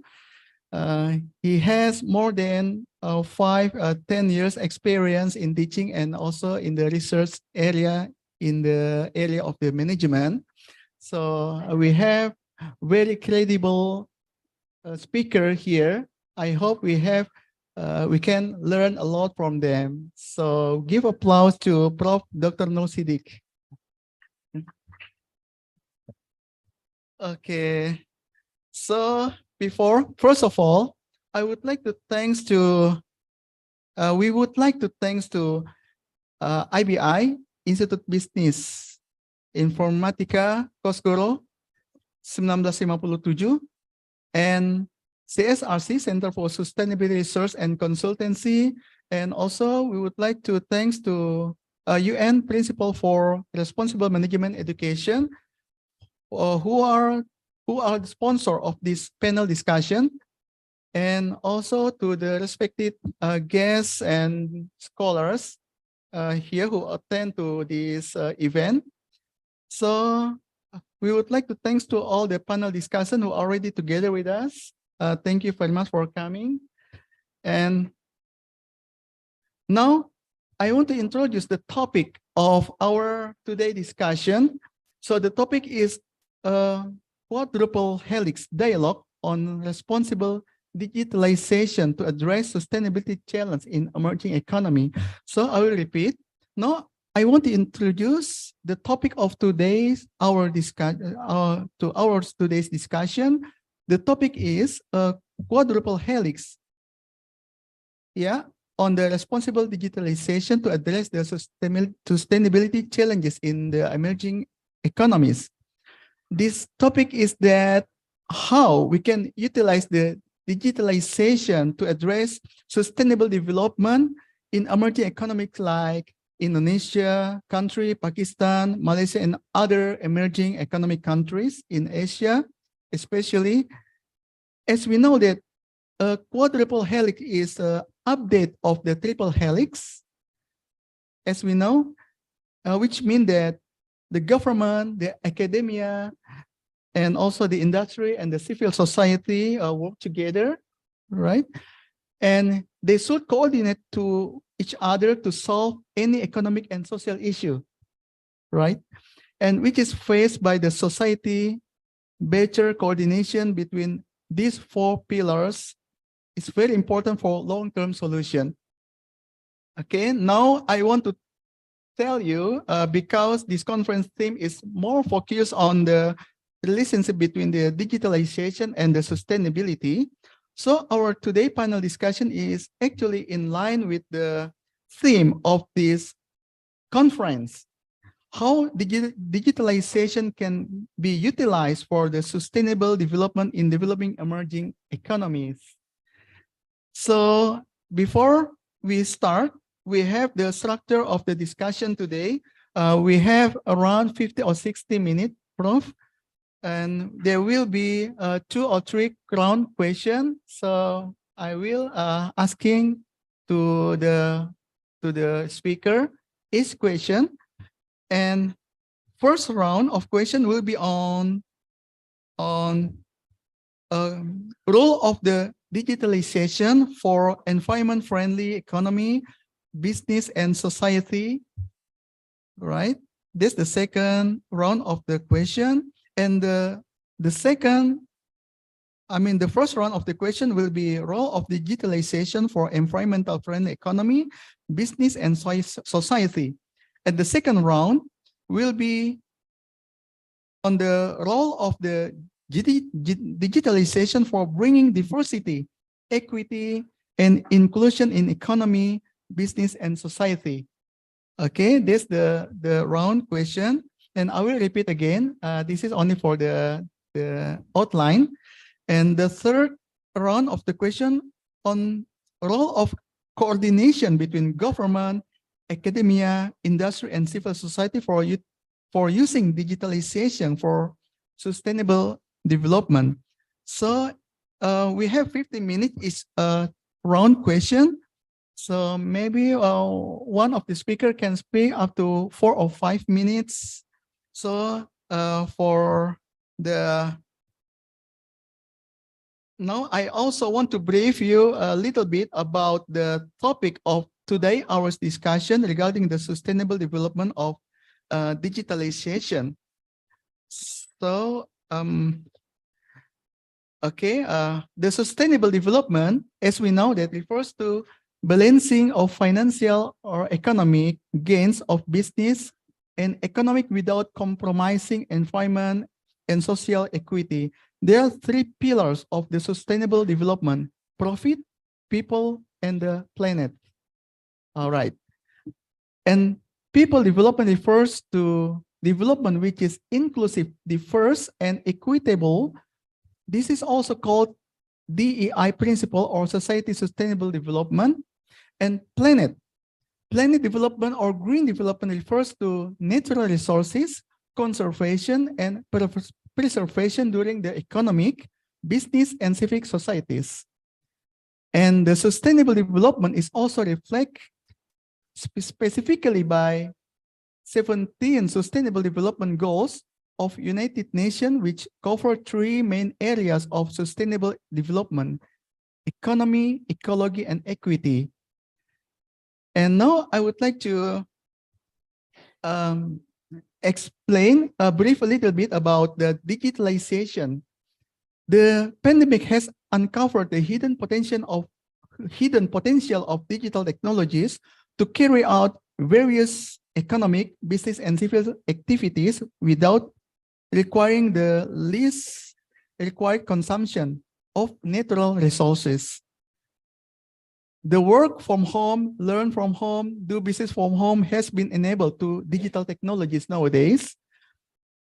This means that digital technologies has potential for ensuring inclusion, equity, diversity in economic, business, and civil activities. So digitalization has implication for people-friendly, planet-friendly, and economic growth also. So now we arrive to the main question. Okay. So today's discussion is about 3 questions.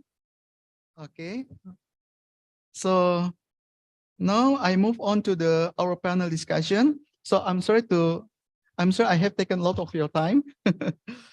All right. So first question is, okay, maybe I will ask to Dr. Masita Novianti first. Okay. So the first question is, what are the potential and challenges of using digital technology for planet-friendly economy, business, and society? And how we can achieve green development by using the digital technology? Okay, so the time is yours. Cik. Well, Okay. thank you very much, Dr. Amsal. Well, ya, Bismillah. Assalamualaikum warahmatullahi wabarakatuh. Waalaikumsalam. First of all, allow me to give a first introductions, which is my name is Masyeta, coming on behalf of Universitas Nahdlatul Ulama Sidoarjo. I'm not yet doctor actually, but I suppose that this is a pray for me. Amin, yeah, for becoming doctor later. Okay, well, this is also interesting because we came here with 8 of my colleges. We attend these seminars talking about economic. We brought some of them, which is actually expert in that field. Well, I myself coming from education's environment, but talking about digitalizations, talking about the economic, I think this is also common concern for all of us, right, sir? So if the question is, what is our opinion related to how to transform, how is the roles of the digitalizations, how is the importance? Of course, I do agree, and I do believe that we all here agree that the importance is very important, since we know that the effect or the impact of the pandemic, COVID, which is very huge for all of us, for every nations. We felt the suffering caused by the virus. But by using digitalizations, by using IT, we all here helped to get through of this pandemic. All the aspects, especially for the education, I think, because my field is education. So let me allow me to give an insight related with this. The educations, the field of educations are really helped by using this digitalization. Like what you say, Doctor, we do many activities online. Yeah, we do like meetings online, teachings online. And the interesting one is that the fact that we can do things at at the same times, like teaching and also yogaing. Yes.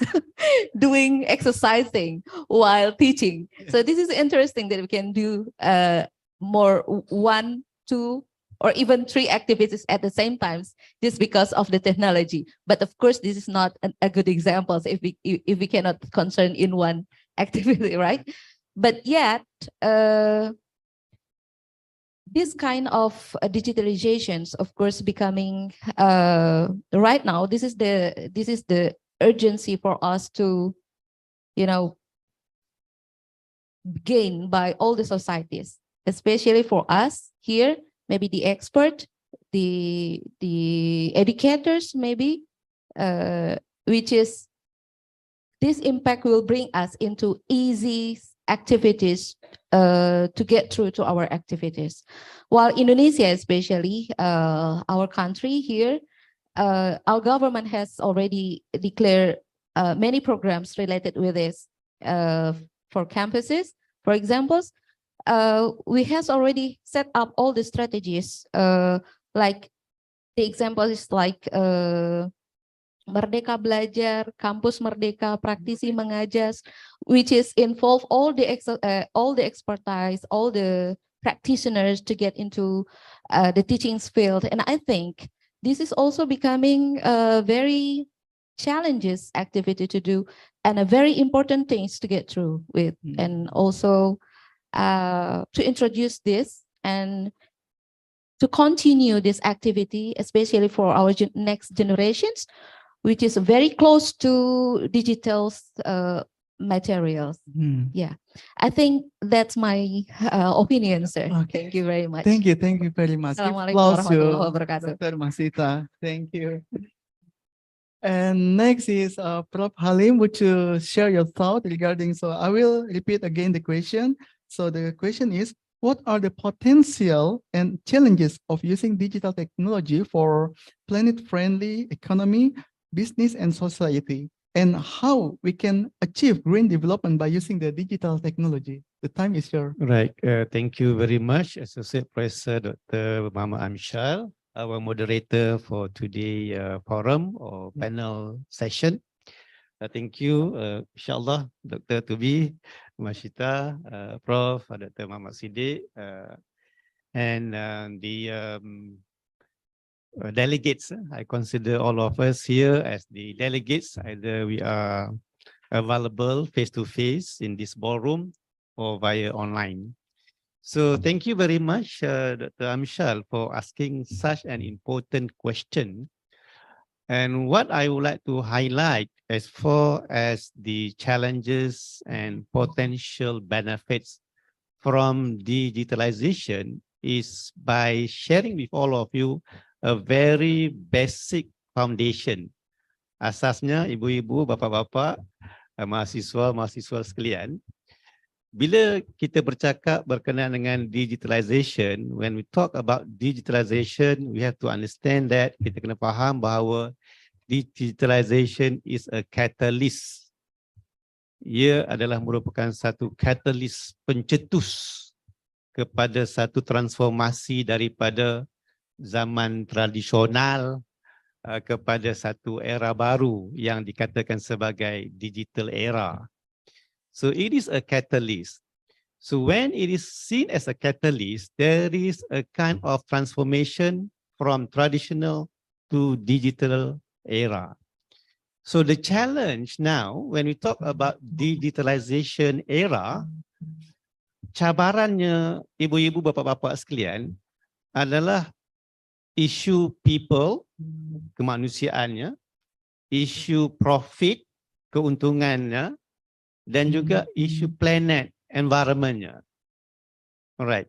So all these three P's, planet, people, and profit. So if we were to look from the people standpoint, there is a gap.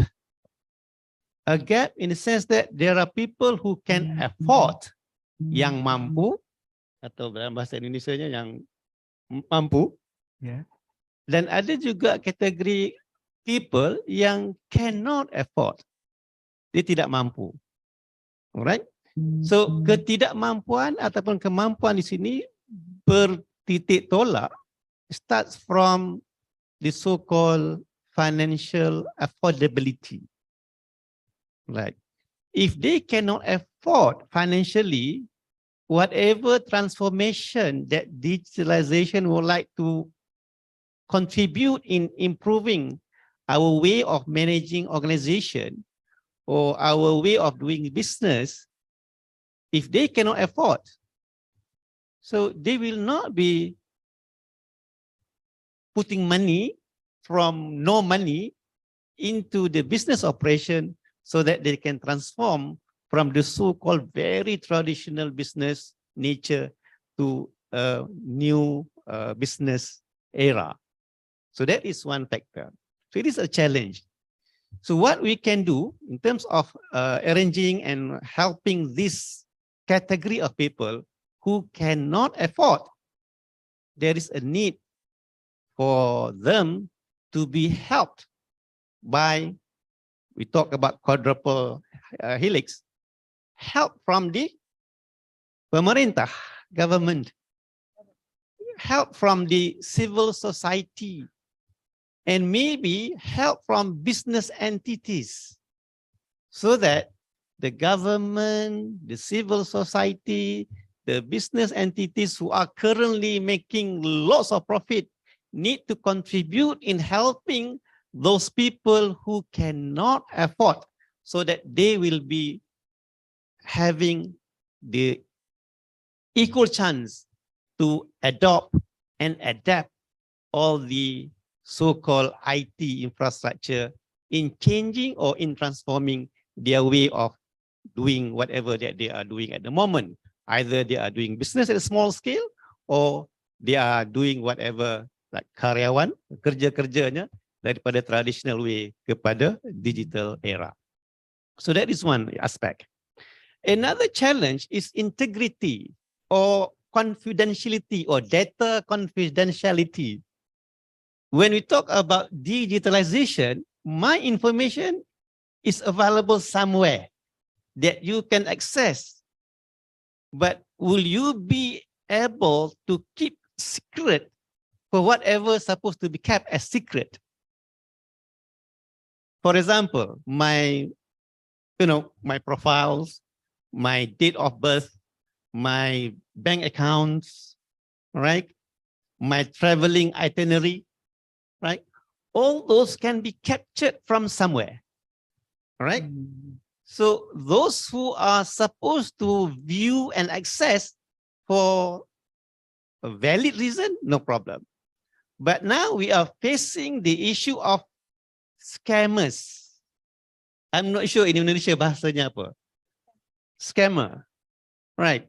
Where the information like my profile picture is being used by someone who is not supposed to use my profile picture as his or her profile picture in communicating with my friends or colleagues and asking for something that he or she is supposed not to ask on behalf of someone else. But that is the challenge. So now in order to address that challenge, we have to create sense of awareness among all of us and also to share this information with all others outside, bahwa there is a need to be integrity. We have to have the integrity. So integrity is something that need to be developed from within, dari dalam. Pembinaan elemen kemanusiaannya. Supaya manusia-manusia yang terbina ini, manusia-manusia yang berintegriti. Alright, so that is another aspect. And finally, I think the time is up.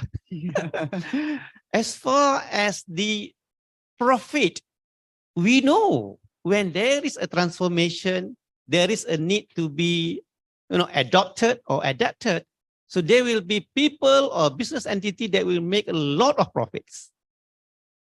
However, to what extent those profit-making entities are contributing to the others who are considered as marginalized groups, right? Those needy people, or as what Prof. Rohana has shared earlier, in terms of helping those people who are deaf, DEAF, right?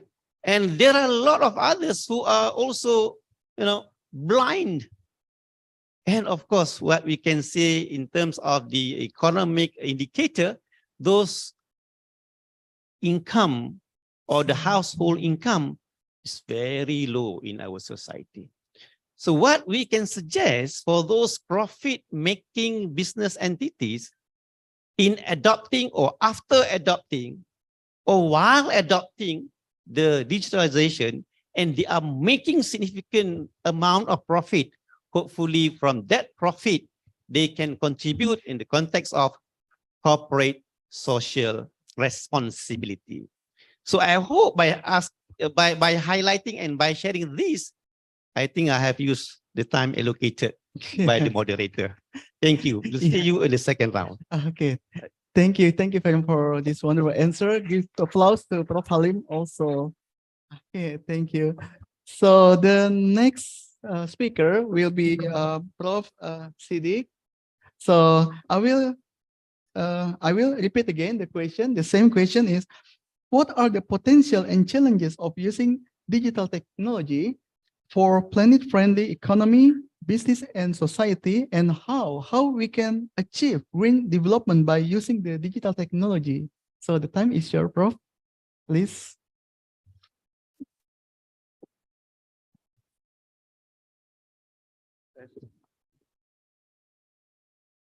Thank you so much, Mr. Amsal Sahban as a moderator. Assalamualaikum warahmatullahi wabarakatuh. Waalaikumsalam warahmatullahi wabarakatuh. Good noon time right now. So it is honorable for me to sit down here in front of the distinguished participant in this international seminar. And it is delighted for me to speak in terms of digitalization regarding about economy, business, and society in emerging economy. Let me tell you here, first this was. Right now, the era of digitalization, it's mean the age of access. Anybody, wherever you are, you can access to every single activity in our lives. Even in education and economy and everything is a digital. Even our money also is a digital. Yeah, our money, our rupiah, our ringgit is a digital. So if you move a little bit to educational sector, let me say, education is a good business actually. Yeah. Indonesia, 300,000 million people. It's a huge market. If we can monetize this one through educational sector, it will be beneficial for us who are working in educational field right now. But the question is how to do that?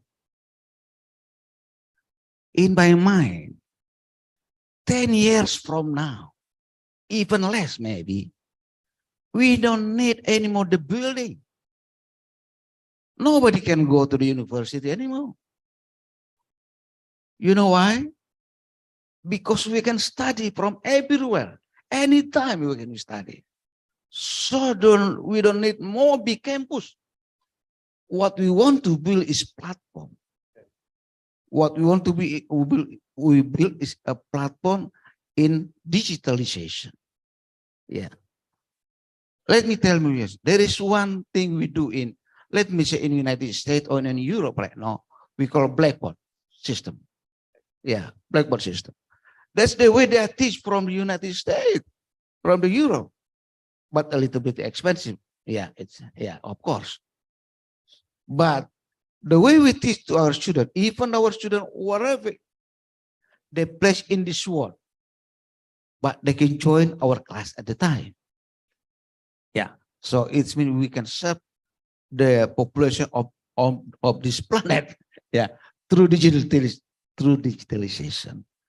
So what we want to maintain, maybe our leader is from Hong Kong, from Penang, Utara Malaysia, and from Indonesia, Ibi Kosgoro. We want to build what we call, let me say, MOU in how to make it our student. Let me say, my student can study in Utara Malaysia, for instance. My student in Penang, my student can study in Penang. So I will agree to accept it as a credit. So if you want to do that, it means we already implemented what we call digitalization and will be one as a strategy. That's the first thing. Okay. The second thing is also, we're talking about digitalization in entrepreneurship. Right now, for the time being, in Indonesia, there are a lot of startup, okay, startup. And that's all millennial, yeah. Everybody can do the business. Everybody can make a TV, right? Podcast, whatever. And nobody we don't need TV for long. Next time, we don't need TV anymore. Because we can make also our television in my house, in my room, whatever. But this is very important thing is how to make innovation in terms of technology, in terms of digitalization, in order to make money. Yeah, because I think this is really a big potential, and also this is also a one field again in digital area. It is free democracy. It is feel free to anybody. There is no longer anymore right now to see maybe if we see the economic prediction. I think in the West they have a lot of recession. But we are here in Asia, especially in Indonesia, we are feel good right now in terms of economy.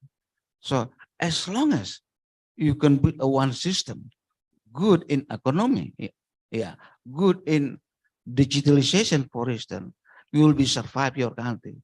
But you can see in Europe, they have a lot of recession in there, suffering the people. But here in Indonesia and Asia, we have a very good until now so far. Yeah, sustainable development. They are very good. A little bit Yeah, maybe we can say good in economy and good also for looking for the job. I think that's all my opinion for the time being. Thank you, Mr. Moderator. Okay, thank you. Give applause to Prof. Nur Siddiq. Thank you for everyone for sharing your thought about the first question. So I was particularly interested in the what Dr. Masita Novianti said that we have to have the readiness to work from home, learn from home, right? And also from Prof. Halim, so we have to be able to afford the financial. So if we cannot adopt the financial, so we can adopt the ever-changing business, right? And need to create the sense of awareness. So should have the integrity also. So, and also I was particularly interested in what Prof. Nur Sadiq said, that we should make an innovation in terms of the digitalization. The innovation is very important for this ever-changing world regarding the digitalization to make the money. So this is very interesting. So let's move. Now we move to the second question for our panel discussion. Okay. So the second question is maybe this is will be the last question because we have the short period of time. So the question is how the coordination between the government, academia, industry, and the civil society. So now we are not only the triple helix, so we already upgrade to the quadruple helix. The coordination between the government, academia, industry, and the civil society in emerging economies can help to use of the digitalization for sustainable development. How to coordination and how we can ensure better coordination between government, academia, industry, and civil society for the sustainable development. I think we will start from Dr. Masita Novianti. I think the time is yours now. Please. Well, thank you again, yes, Dr. Amsal. Well, this is also interesting. How the communication. This is for sure. When the question is how the communication, of course, it is through digitalization.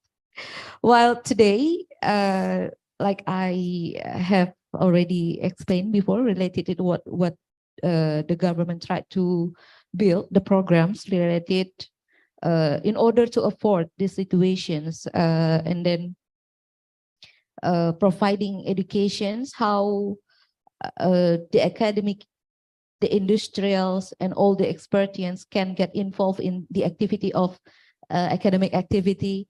So, of course, they also afford the way of communications by building what we call like a platform, maybe like, yeah, I think I forgot the name, sir, but like what I get through, jadi saat ini kebetulan saya terlibat juga sebagai dosen pendamping lapangan untuk kegiatan pengabdian masyarakat mahasiswa. Itu adalah one of the programs called Kampus Mengajar. Invited some students from every universities in Indonesia, especially East Java here, and then we coordinate once a week, yeah, by filling the report. Jadi ada satu platform di mana dosen pembimbing, kemudian mahasiswa, kemudian koordinator universitas giving report every week, yeah, reporting all the activities. So ini untuk skala education, karena kebetulan field saya di sana, I just can give an examples related with this. So through the platform, through the what we call it, sir, platform, yeah, through the platform, all the activities, all the communications can be seen clearly. Jadi komunikasi antar dosen, komunikasi antar mahasiswa, apa yang menjadi aktivitas mereka bentuk-bentuk evaluasi semua bisa dilihat dengan sangat transparan dan sangat mudah untuk diakses.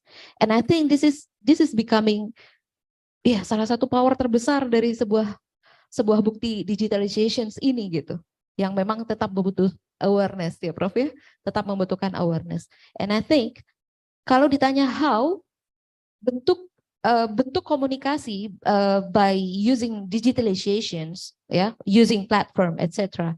Ini sudah menjadi sebuah kebutuhan ya, urgency yang mungkin akan dikembangkan oleh para technicians, mereka-mereka yang expert in IT, for example, yang memang melihat sektor ini menjadi sektor yang sangat-sangat dibutuhkan untuk kemudian dikembangkan.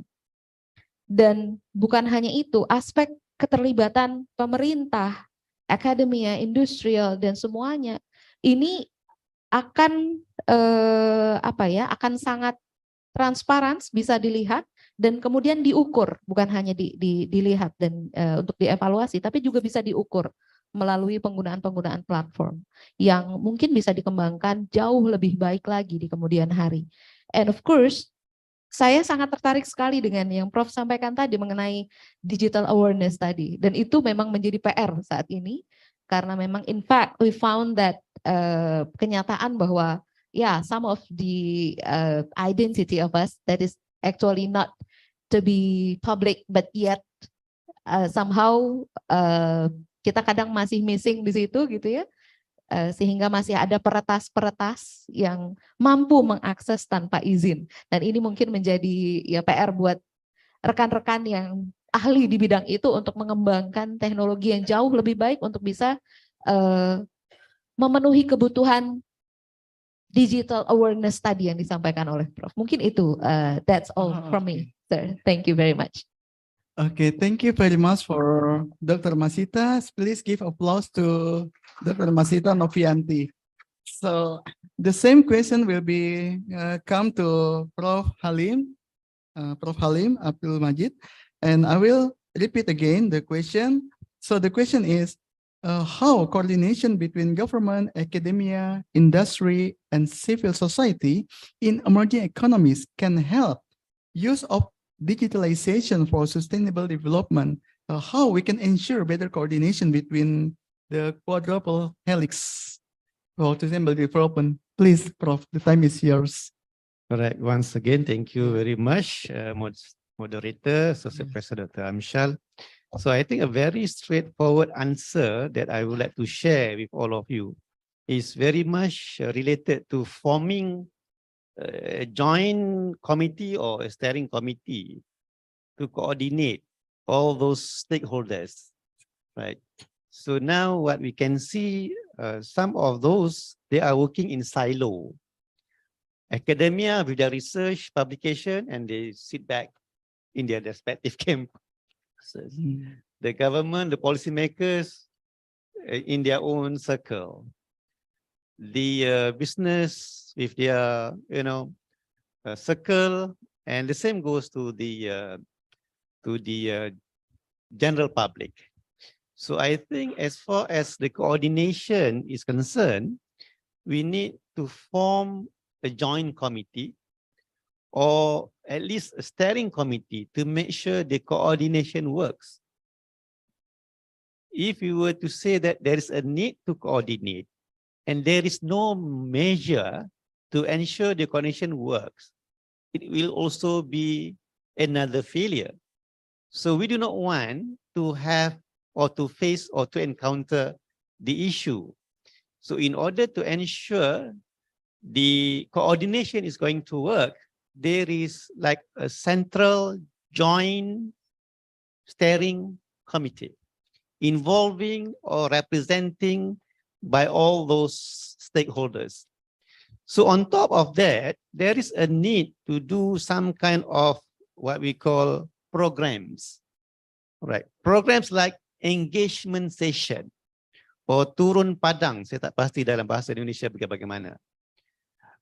Bila kita bercakap pasal digitalization, sometimes we are very positive in the sense that using or via digital platform, we can reach everybody.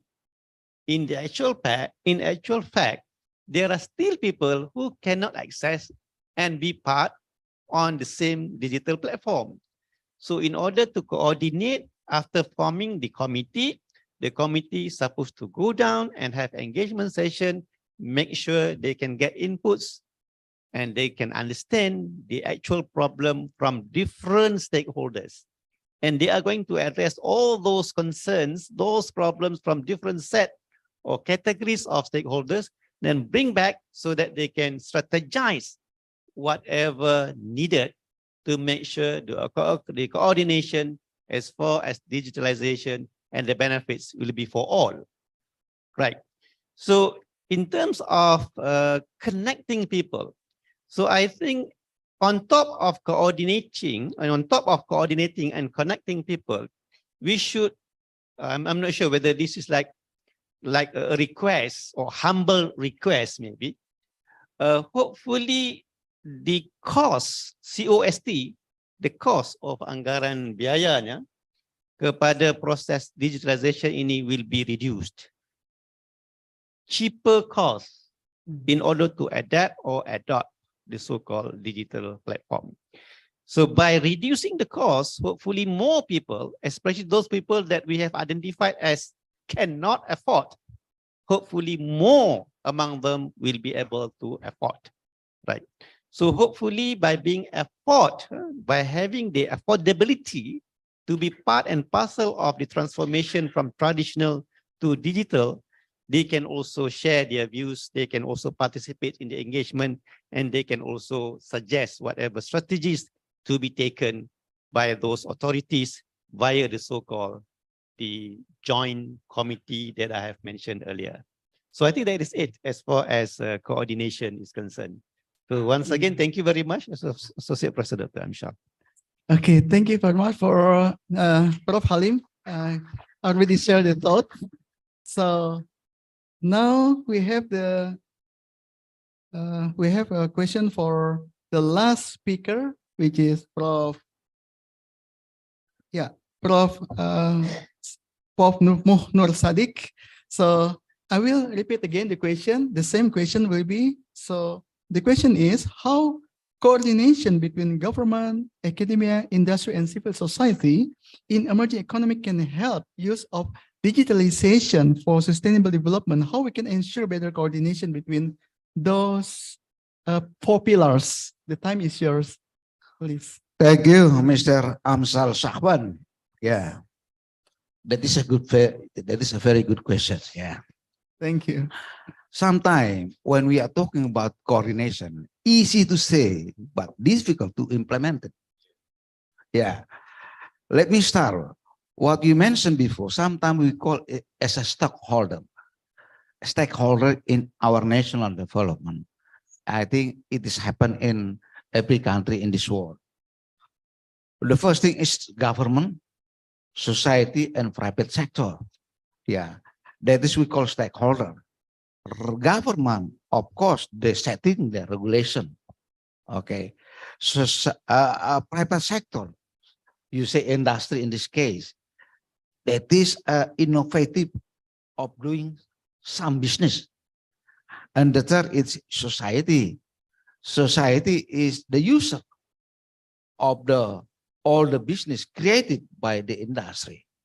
So when you're talking about the digitalization era right now, I remember what my president here, Joko Widodo, mentioned is there is no longer to export about nickel or natural raw material to abroad. You know why? Because we want to build our industry here in our country.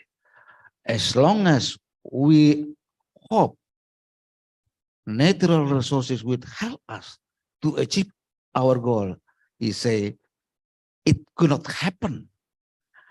It's the one strategy is we build our industry here. So that's why we don't want to sell, to export about raw material.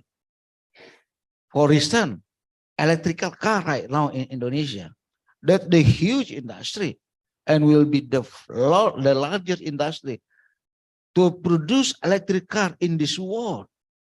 So it's mean everything through digital. Yeah, everything through digitalization. So no longer we really hope about natural. We move to human resources and human capital, and that human will be created what we call the area right now is digital. Yeah. So I really hope if this is university, we are working as an industry right now here to produce alumni, right? Yeah, as a human being, in expert in every field. We're focusing again, I mentioned before, we're looking forward to make one, let me say, cooperation together. We are come here from Malaysia, from Hong Kong.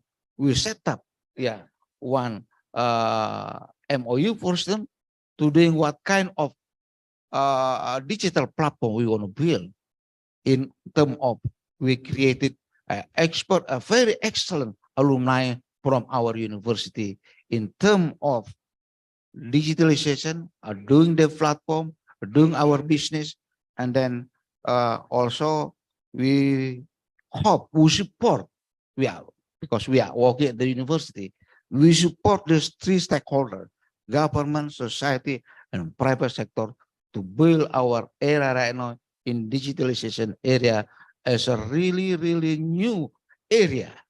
It's totally different. Change it, the way we teach to our students, the way we communicate with other people, the way our life in this daily activity is totally changed because of digitalization. So we'll be back. This is challenging area. So we come here looking forward, or hopefully we can find a good solution. Yeah, to of course make a lot of money in this case. This is challenging for us. Thank you so much. Okay, thank you. Thank you very much for this very wonderful thought.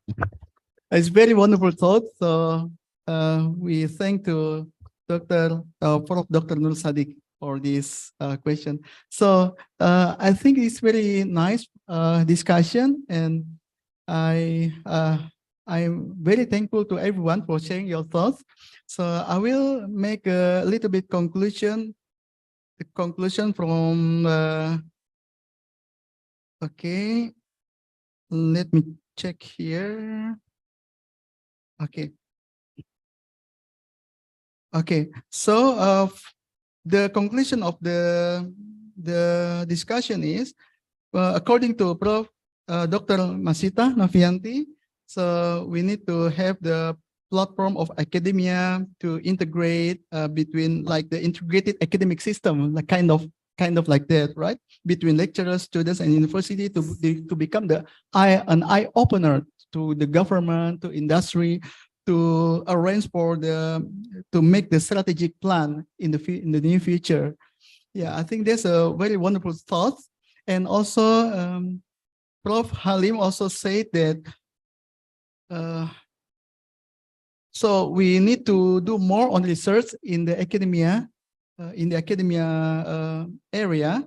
So should have the central steering committees to accommodate the coordination in order to solve the actual problem in the field, and connecting people by reducing the cost of the digitalization. So all the government, academia, industry can to work very closely with the low cost of the digitalization to make it affordable to civil society. And also for Prof. Nur Sadiq, he said, yeah, there is no longer export the raw material from Indonesia, no more export, as said by President Jokowi. He said that we will stop all the raw material to establish our industry here in Indonesia to make more better and better, and then we can make the very good digital industry in the near future. So there is a need for better coordination between the four pillars: government, academia, industry, and civil society to work closely. Yeah, this is a very nice thought from the group panel discussions. So again, thank you very much for your thought. So I will close the session for today's discussion. Thank you again very much. So give applause again to our discussion for today. So I will close the session. Thank you very much for your attention. And thank you for all listeners here. Now I will open the question to the floor. So I will open question to the floor. Maybe we may have one or two questions because we have only the short period of time. Maybe there is a question from the floor. Please, yes. Please say your name and your institution, your affiliation, sir. Ya, Assalamualaikum warahmatullahi wabarakatuh. Nama saya Asraruddin. My name is Asraruddin. I am from IBIK. Ya, IBIKA 57. Thank you, moderator. I have two questions. May I have two questions? Can One you just, question. yeah, limit the I limit question time. because Okay, time is thank you. running out. Yeah, about digitalization. Of course, it is now a focus. All of the people in the world now is digitalized. But if you all focus on digital, I think we forget one thing about emotional question. So if we all focus on digital, one thing we forget about emptiness of our heart. So we are like robot, we work like robot. Yes. So everybody speak about digital, but maybe only few of us speak about emotional questions. I think this is also very important. Talking about, so if we don't talk about emotional questions, our heart is very empty. And we are treated like a robot. So there must be a balance. There must balance between digital and emotional question. Yeah, okay. Thank I you think, very much. Yeah, he can get the point. Well, maybe one of you can answer the question, please. Please. Okay. Thank you so much, Mr. Asraruddin. I think I am on your side if you are talking about empty of our heart. Let me tell you this. Human cannot be changed, but technology will help us to do our business in our life. Technology make it easy everything, but human cannot be changed. When we talking about feeling, of course, always the human behind the God. Even the highest technology, if you cannot operate it, it's so difficult also. But machine cannot be feel something. But human cannot be, it should be a feeling about the human. So that's why I told you, cannot be changed the human.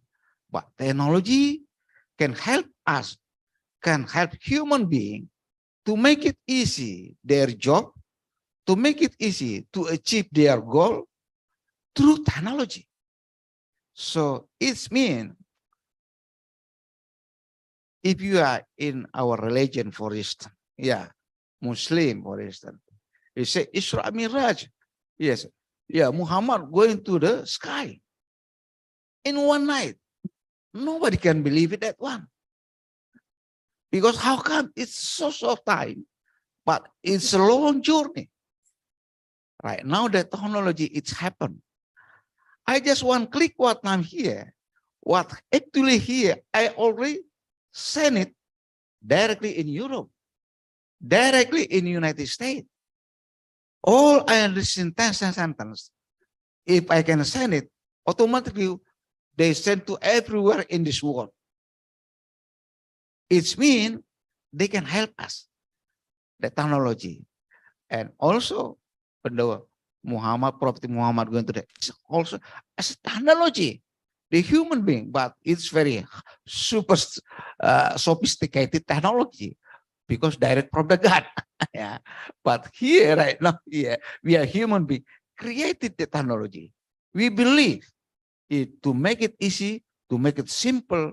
The way of our life in this world is just the only way through technology.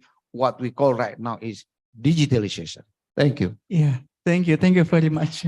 Okay, maybe there is an additional answer for Dr. Halim. Maybe you can add more answer regarding this. All right. please. Not a Yeah. lot more, but not just a like- brief. Just a brief, yeah. Adding up.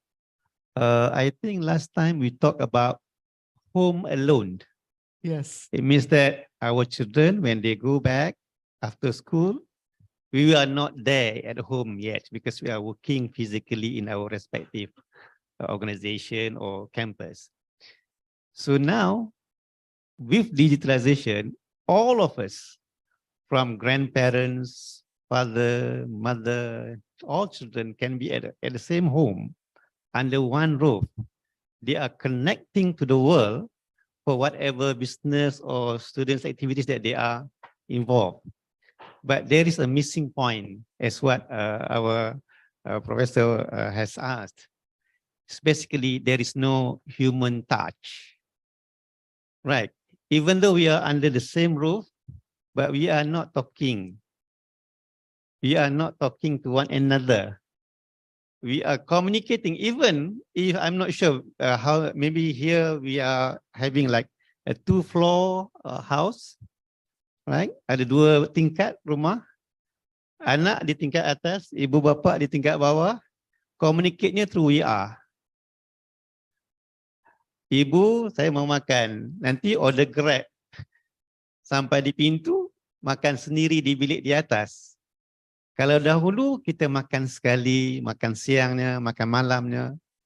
So I think that is another element that need to be considered seriously by all of us because we are human being. We need human touch, not only for the sake of harmonizing our family, but also in connecting ourselves to the Almighty Allah, inshallah. So shukran jazilan. Thank you very much. Okay, very wonderful answer for Dr. Halim. And the last, maybe Dr. Novita can, Dr. Masita can give a Thank you, brief Dr. Afra. answer. Just a little bit, sir. Yes. I think, yeah, interesting when the issues of emotional quotients are arise here in the middle of our discussions about economic. Well, of course, in my opinion, we cannot separate these two things. We cannot separate. It doesn't mean if we didn't talk about this today, it doesn't mean that this is separated with this case. Well, talking about emotional questions, it is a must. And I think this is the basics requirement also. This is a basic need for all of us not to get our heart empty. So, but I think also, thank you very much, Doctor, for the questions, because this will be a good idea for the next discussion, I think, how to put this together, talking about any other topics to get related. So we didn't miss the feeling emptiness in our heart. I think that's for me. Thank you. Okay, thank you. Very wonderful thought from those speakers. So I think we have time. The time is up. So we will close the question. So I am Associate Professor Muhammad Amsal Sahban. We'll close the session for today panel discussion. Thank you very much for your attention. So we will go for the lunch after this. So again, thank you very much, Prof. And Dr. Prof, thank you very much. Assalamualaikum warahmatullahi wabarakatuh. Thank you very much, Association Professor Dr. Amsal Shaban. Again, please give a big applause to all of our panel discussion speakers. And ladies and gentlemen, now please welcome for lunch and prayer break until 2 p.m. And after that, participants are invited to return to your respective rooms, which can be confirmed with the committee. For further information on the implementation of the activities will be guided by moderator in each room. Thank you very much for your attention and see you later. Wassalamualaikum warahmatullahi wabarakatuh.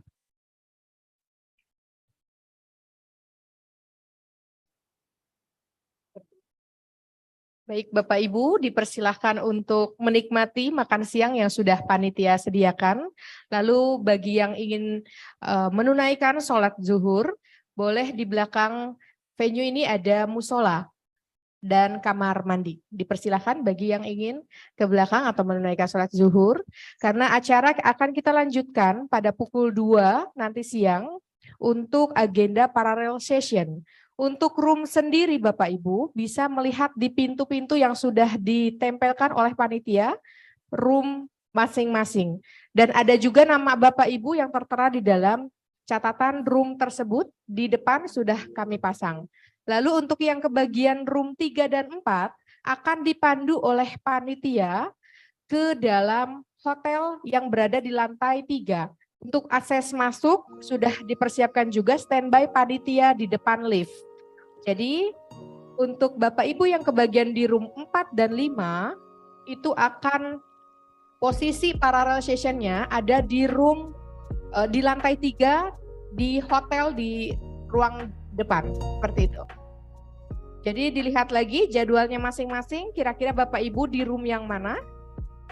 Untuk yang room 45 akan dipandu oleh panitia untuk menuju ke lantai 3 hotel sentral. Silahkan menikmati makan siangnya Bapak Ibu. Terima kasih informasinya. Assalamualaikum warahmatullahi wabarakatuh. Ladies and gentlemen, one more information. For who has interest to join the city door, kindly please fill your name to the committee, and the committee will be contact to you to inform the information later. One more information, one more times, please, for who interesting to join the city tour, Jakarta city tour, please info to the committee. Thank you very much.